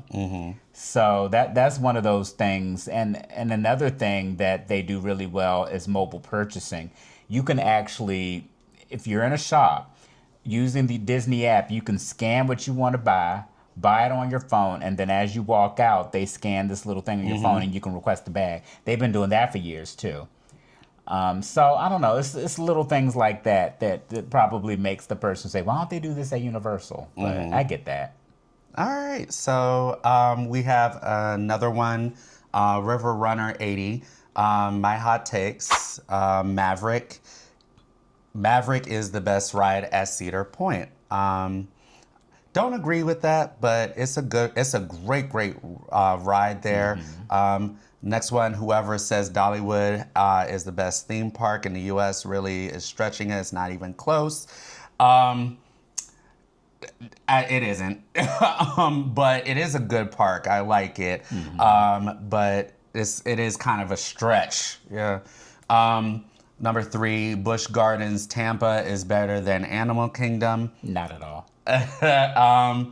It's kind of hard to say. If you're a coaster enthusiast, if you're into just thrills and the coasters, when it's working, when all the rides are working, yeah, Tampa would be very good. I agree with that, but Tampa doesn't have all their coasters. Yeah, exactly. So if you look from the lens of going to the park, Animal Kingdom does not have as much to do as Busch Gardens Tampa, clearly, but everything Animal Kingdom does have is amazing. The animal exhibits are clean, they're breathtaking. The vehicles that you ride and are fantastic ride vehicles. The rides that Animal Kingdom does have, which are not a lot, are some of the best in the world. Flight of Passage, Expedition Everest. So it's what you're looking for. If you want a whole bunch of rides and stuff, Animal Kingdom is not that place for you. Right. So going, because he had like 10 hot takes. Yeah. All right. So the coasters at Magic Mountain cover up the fact that there is a horrible park. True. Really? That park is whack. Magic Mountain? Yes. Really? They don't even have a nice front entrance. Okay, I'm sorry. I wasn't expecting you to say that. I thought Magic Mountain was pretty good. Not at all. Really? Okay. It's not even nicer than liked it It's not even nicer than Great Adventure. I liked it. It was, except for the hill. That was the one thing. They had roller coasters in a parking lot. That one Scream that we didn't get on. No. Anyway, all right. The only reason why Hershey Park is so crowded is because the other parks in Pennsylvania are mid or bad. Yep. I disagree with that. I disagree, but Kennywood is good. Knoebels is good. Dorney's people poop on Dorney's, but it lives in the shadow of Hershey and Great Adventure. All right. The best roller coaster will always be better than the best dark ride. I don't know. It's some world-class dark rides. There's some good dark rides, but if you're a coaster enthusiast, that is true. There's nothing like a great-ass coaster. That's just a preference. All right, Six Flags is in better shape than United Parks. Yeah, I think it is. It is. Since all the comments are Disney and Universal, I think Disney parks are better overall, but I think Universal blends thrill and theme park better. I do believe the arrival of Epic Universe is the great equalizer Universal has been looking for and needing to compete with Disney. I agree. Yes, definitely agree. Number 9, B&M is mid. I don't know. it has some. B&M has some bangers. Fury, when it's Top running. Two Flying Dinosaurs. Yeah, B&M could be B&M great. has some bangers. Yeah, Silver Dollar City is underwhelming. Disagree. Love that part. Love it. But if you're just like a thrill seeker, if you're looking for just the coasters and then yeah, okay, fine. But just the theming and everything is so great. I love it. Yeah. I have a short hot take. This is from Mr. Chris Liddell. Okay. Your hot takes are true takes, LMAO. But my hot takes are that Steel Vengeance doesn't hit my top 10, although it is fun. And Mid-Lossicoaster is as I named it. It's mid until the end. Chris. No, blasphemy. Don't do that. Chris. Blasphemy. Mr. Liddell. Say it ain't so. Wait, hold up. Velocicoaster is constantly in my top 5. is always gonna be He said mid-lost coast. no mid-lost. Yeah, it is not That's freaking good, that's good, mid. that's good. I totally disagree with that. That's a good one. All right, so wait, is it my turn? Here's okay. Is that the one charge? Okay. Did you do the one that says charge 20? No. Oh, okay. Charged 20. I really enjoy your podcast. Thank you. Thanks. Here are some hot takes. Disney is better than Universal. In my opinion, this is a hot take in the coaster community, though not a hot take in general. Disney is better than Universal for the coaster community? No. Not for the coaster community, no. I mean, but for the theming, maybe. Maybe? So for me, for overall experience, Yeah, because you've been to it more than I am. I've been to Disney more than Universal, and I love Universal and I love Disney. I think I love them equally, but I will say that from the very youngest person in the family to the very oldest person in the family, Disney has a lot more for everybody than Universal does. For right now. So yeah. like for now, but I do think that Epic Universe is the great equalizer that right now, yeah. Universal has needed to kind of come from under Disney's shadow, because it's a big shadow. Yeah. And they're slowly but surely, like Epic is that park where every single part of the park you go into is immersive and themed. Yeah. Even at the Magic Kingdom, they don't got that, because you walking through some parts and you're like, what does this have to do with anything I'm in? Yeah. So It's just the continuity of everything. But the Magic Kingdom is also 56 years old. Yeah. So- I mean, it's kind of hard to compete with. But I don't know. I think for overall experience, Overall? yes. Disney. Yes. Yes, Disney. Yes.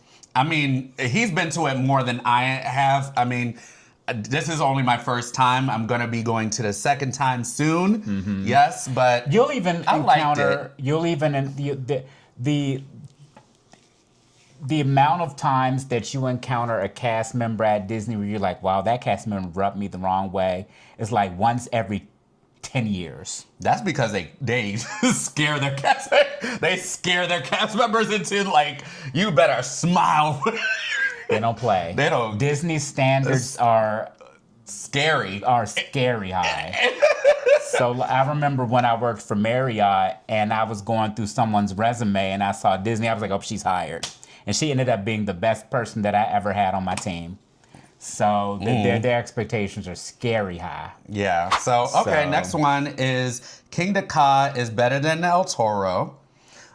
I don't know. King Ka was better than El Toro. Did you like King Ka? No. Okay, King Ka for me, it was like the nostalgia of it. It was like I conquered the mountain. So yeah, it was at that time. That it was airtime hill didn't even have airtime. I don't care. It was great. Okay, so it was nostalgic. So next one is Nitro is better than Diamondback. Disagree. Disagree. Absolutely disagree. But I do love Nitro. I can have a full-blown conversation on Nitro, and I've had full-blown conversations. No, you didn't. Great Adventure with King Ka is better than King's Island. No. No. King's Island is great. King's Island is great. I think it's more complete. It is. All right, I have the Smoky Mountain Alpine Coaster in my top 10 out of 112 above Orion. Well, damn. Okay. Okay, that's You got great. an Alpine coaster over Orion. Well, damn. Okay, Guardians is my top 10. Way above rides like Hulk and Hagrid's. I can see that. Yeah, I can see that. I can see that. Guardians, I wasn't a believer of Guardians until I actually wrote it. Yeah. It took me actually writing it to be like, oh my God, yeah, Guardians this is great. is that girl. It is. It's one of the best. It's probably the best family thrill coaster in the country. Yeah, it was great. Mm-hmm. Next one. So this one is from Oliver PPS46. Hey, Oliver. Hey, Oliver. So I might have a couple I might agree with the other poster. Removing my coaster enthusiast hat, I do believe that Disney overall is a better experience than Universal as well. Okay. He also said B&M is very vanilla. He said all of the influencers currently in Texas are glazing over a ride they've already experienced at other parks with Tormenta. Have we? I mean, I think it's kind of hard for us. I mean, a dive coaster is a dive coaster, but this one, from what we're hearing in the coaster community, is that it's one of those things that you have to experience in order to understand. Yeah. And I don't know. I don't want to like say it's probably gonna be good. I don't want to say dives. Well, look, at first you hated dives until I pointed it out that you like them. And I remember that I do like them. He said RMC is not as good as people say it is. It's awfully repetitive. It is repetitive, but it's fire. But it's fire. The repetitive is so fire. Yeah. Parks abroad overall are better than the parks in the U.S. minus Disney and Universal. I will say that I've been to several parks abroad. I think they focus more on theming. What's that one in France? I remember it's been 20 years since I've been to this park, but it was called Puy de Fou or something like that. Puy de Foy or something like pitiful, that. Pitiful. No, it's a theme park with no rides. It's all like walk through. It's the most crazy thing I've ever experienced. It's just walk through. I'm explaining it poorly. I'll show it to you on YouTube. But I remember going to it, and I was like, this is the craziest shit I've ever seen. It's like all of these walk-through experience. It's a huge destination. And I didn't know it was a destination until I was there. It was fantastic. But there's no rides? No conventional rides. But it's a theme park. That's crazy. But in France. It's in France. Mm-hmm. Millennium Force is the most overrated coaster I've ever been on. I agree. He does not like it. He doesn't like Millennium Force. So if you like Millennium Force, after the first please drop, don't talk to him. It's Millennium Force. Please don't talk to him. Millennium Force. He's overly mid. Says what he doesn't like it's about the worst of the gigas. Canada's Wonderland is a better amusement park than Cedar Point as far as overall guest experience. I can see that. Oh, that's like cursing. You can't say that. It's like cursing. Last time we were at Canada's Wonderland, I was like, I think I like this more than Cedar Point. Even though because it has the flat rides. Cedar Point has better food. I think it has flat. But I think because of the flat rides, everybody's like it has a lot of roller coasters, but it has many more flat rides. It has a lot. I think it has a lot more. Cedar Point needs some more flats. Y'all need some more flats. No, I don't think they need more flats. I hate flats. I think after the success of Phantom Theater, I feel like every amusement park, if they can afford one, needs a solid dark ride. If they can afford one. Your turn. Oh, okay. Did you do the one with Walt Winston 34? No. Hi, Walt. Hi, Walt Winston 34. My hot take. Twisted Colossus is the best RMC. When it's dueling. Twisted Colossus. When it's dueling. Thank you. I've been waiting for somebody to say this because in the coaster community, everybody gets mad because, if it's not dueling. When we were there, we got several. It did duel once. No, it doesn't matter if it duels or not. The fact that you could get two completely different layouts of RMC in one ride does it for me. Like, you get completely... It's near the bottom of my list. No, it is... It's up there in my list. It's in my top 10. Mm. But I love that. Thank you for that. Knott's Berry Farm is better than Disneyland Park? That's not a hot take, because I've heard people say that before. I've never been to Knott's. I've been to Disneyland, and I've never been to Knott's. I never... how's Disneyland? Disneyland... Is it? So I've heard people say... Do they have that Mickey Mouse riding? Nothing can stop it now. Disneyland is the most stacked of all the... It has like 50-something rides in there. People call it a very nice Six Flags. Like, Disneyland Park is stacked. So I get the comparison of why people say it's like that. Like when people try to compare Disneyland and Disney World, people say that's Six Flags Park. They throw tons of shade because it's just ride after ride, and it's like no real space in between. No theming? Oh, it's themed. It's Disney. It's okay. Disney. It's just like There's one ride. Okay, then there's another one. Oh, you look. Oh, there's another one. There's the mountain. There's the cruise that over good, there. though? There's the Jungle Cruise. Oh, then you look. Oh, I don't have to walk for because here's Haunted Mansion. Oh, well, damn, right next to that is Winnie the Pooh. Isn't that a good thing though? Not for Disney. Not for Disney people. Why? Because they want to walk all over the place. They want to feel the feels and not having rides like people. I've literally heard people say, "Oh, that's Six Flags Park, Disneyland." I don't like that. I like that because like wouldn't you want to just like not have to walk all over the place? Because when I went to Disney, you have to walk huge. It's huge. You have to walk all over the place just to find a ride. It's just, I mean, if the rides are right there, I thought that would be nice. Disneyland is classic Disney. I like the fact that the rides are so right close. There. But people that frequent Disney World, they go there and they're like, "What is this, honey?" Oh, that's white refrigerator. That's I mean. literally saw a TikTok. That's mean. Where someone that usually goes to there's it's a white refrigerator. They did that with Disneyland. Oh, okay. With the Mickey ears, and they were like looking around like. The ghetto. I get it. Like having gone to Disneyland, it is off-putting. But I love Knott's, Knott's is on my bucket list. Okay, so Knott's is better than Disneyland, I guess. All right, Project Purple will be better than Kingda Ka. I mean, I think so. Yeah, on paper, it's gonna be better. Now, the ride-up time, I don't know. It's probably going to be the same. I expressed my worries with Will about that because it's going to be down tremendously. That's my only biggest worry. But and it's mock. Woo! And that's gonna be expensive for Six Flags to upkeep. Yeah. Next one, Universal Hollywood is better than Universal Florida.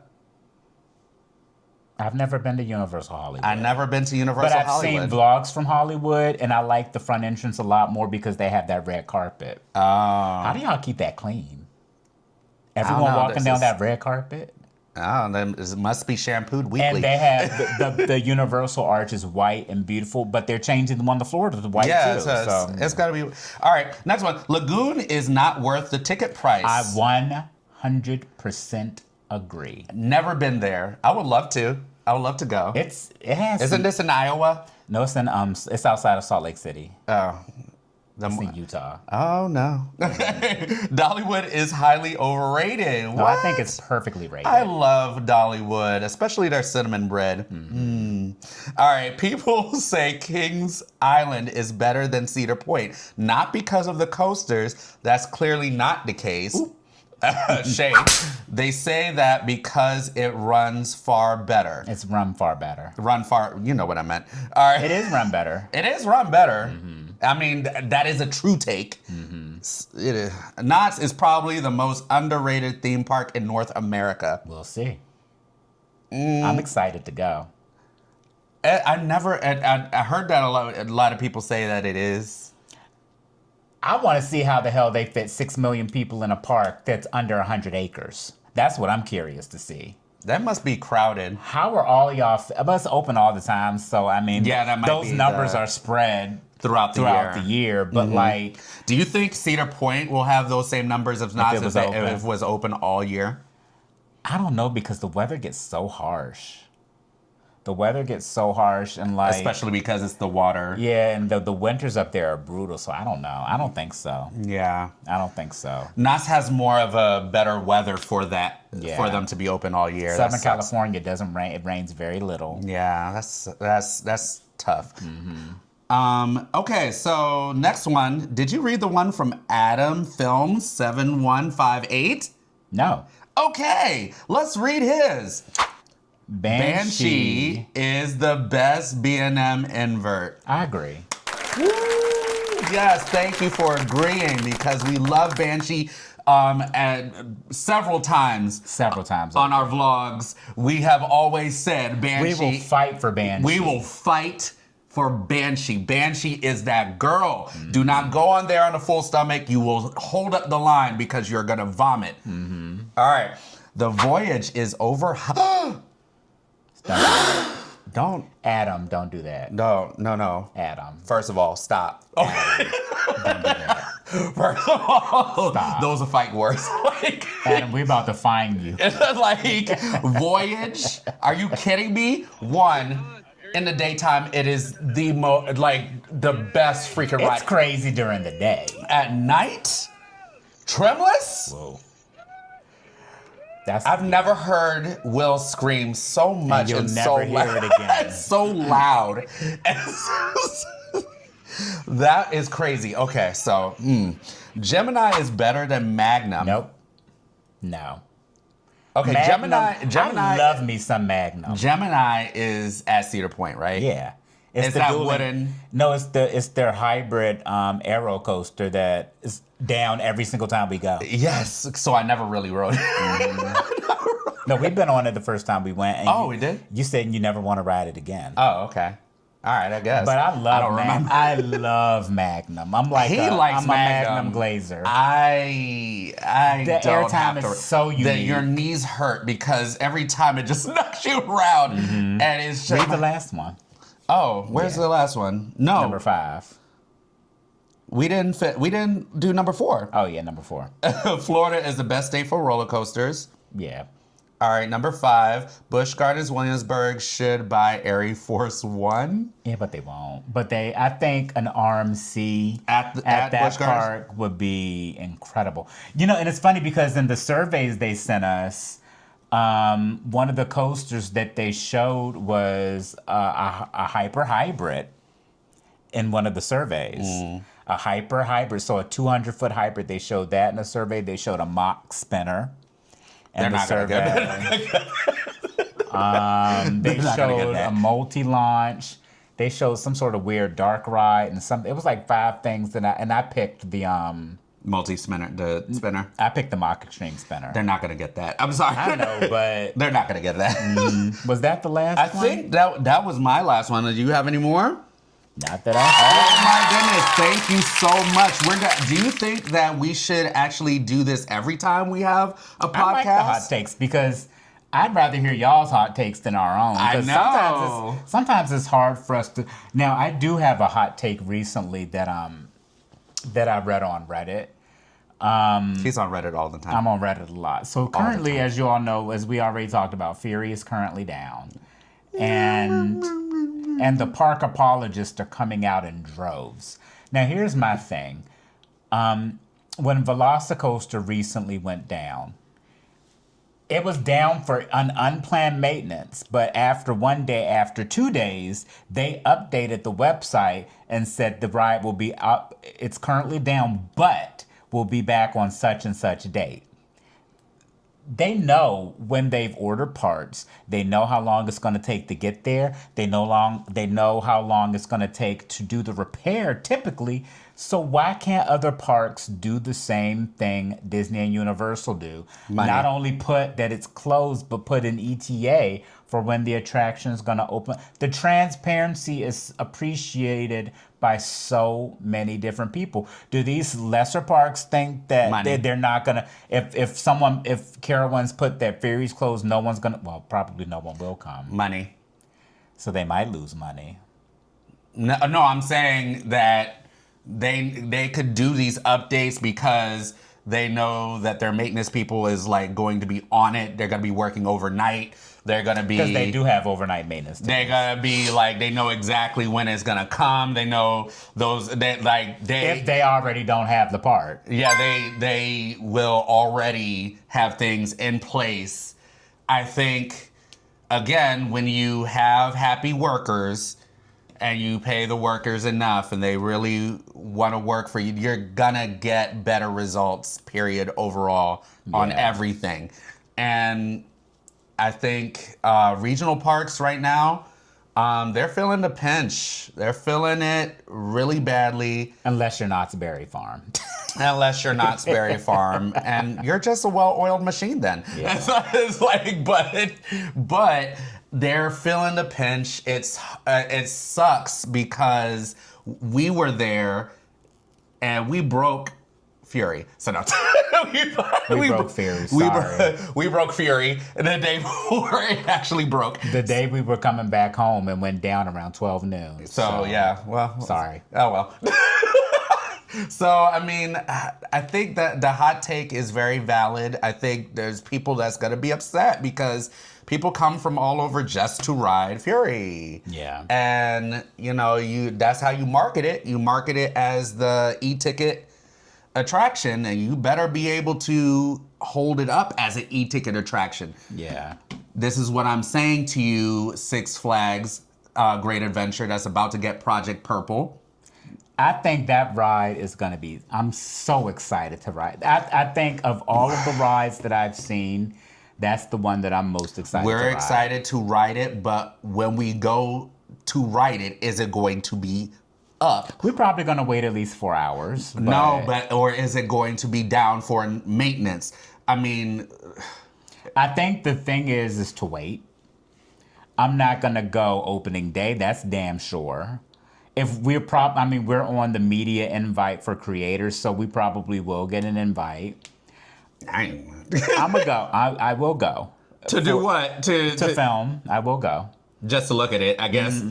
Mm-hmm. Not to ride, because that ain't happening. What if we get stuck upside down? No, I'm not doing it. On the zero G stall, the longest zero G stall in the world, and it's launching this whoop, and you, ooh, could you imagine? I don't think physics will let that happen. I don't think physics. No, once it launches, it's magnetic, right? But isn't there a point? But I mean, it has to send power through the LSMs. But it might do a rollback. It can't. It might do a rollback. Yeah, it might just do a rollback slowly. Slow. Everybody listen. They're like, and that would be crazy. Okay, I don't want that. But my hot take is I don't like our community gatekeeping. I'm tired of our community telling people who is a coaster enthusiast and who is not based off of arbitrary definitions. Well, you should like what you do. Can I give you a prime example? I was fighting someone today on Facebook because he's always fighting somebody. Someone made a comment about Kumba being rough. And then someone else came back and was like, it's not rough. And he was like, well, how are you to tell me what my experience was? Yeah, exactly. Like, if it was rough to me, it was rough to me. Just because it's not rough for you doesn't mean it's not rough for me. And I think people, and then he was like, well, you got to learn how to ride. Why the should someone learn how to ride? Why do you have to adjust your body to ride a ride that should just be hopefully designed well? Well, I think the problem is that especially people in our community, we tend to always think that we are the professors, we are the magna cum laude of every coaster, and we make coasters. This is how we designed them. We designed them ourselves. We put the nuts and bolts into the steel. We torqued them. We did everything. We have built the LSMs. We are the ones that have done all the research of everything. I hung the zero G style up on Project Purple my damn self. And sometimes we do that, and especially it gatekeeps other people from wanting to even be a part of the community. And I think we as coaster enthusiasts should feel a sense of responsibility to be more inclusive of people having different opinions and people saying that, hey, I like coasters. Maybe I might not like the same coasters you do, but that does not make me no less of a coaster enthusiast than you are. Yeah, you would think. I just think, when we or look at just because I rode 40, I've ridden a lot more. I've been on a lot more than 40 coasters, but my 40 coasters, I'm lesser of an enthusiast than you because I've been on 40 and you've been on 400. Yeah, it's kind of don't do that. They kind of put this. If I just go to my local regional park, if that's all I can afford, and just go there every single day during the season, and I marathon Pantherian, okay, so what? I'm still an enthusiast. You're still an enthusiast. And I think sometimes we, especially in the comments, especially in what we do, we kind of make it seem like we are the tellers of who is a coaster enthusiast and who is not. So sometimes we just need to be a lot more inclusive, and Well, sometimes we just need to shut the well and let people do their thing. We tend to be very much keyboard warriors with, instead of our swords, we use our keyboards. I'm sorry I'm cussing. I so fervently agree Yeah. with what Dave is saying. The gatekeeping needs to stop. Yeah. And it starts with you. Dun, dun, dun, the more you know. So guys, Wait, I think, isn't that, that is our show. that's the show. Oh my goodness. Oh my God, I thought we had something else. All right. Don't forget to like and subscribe. Don't forget to like, follow, and subscribe. And thank you for being a part of the Thrill Seeking Teachers Gang. Signing out. Signing out. Love ya.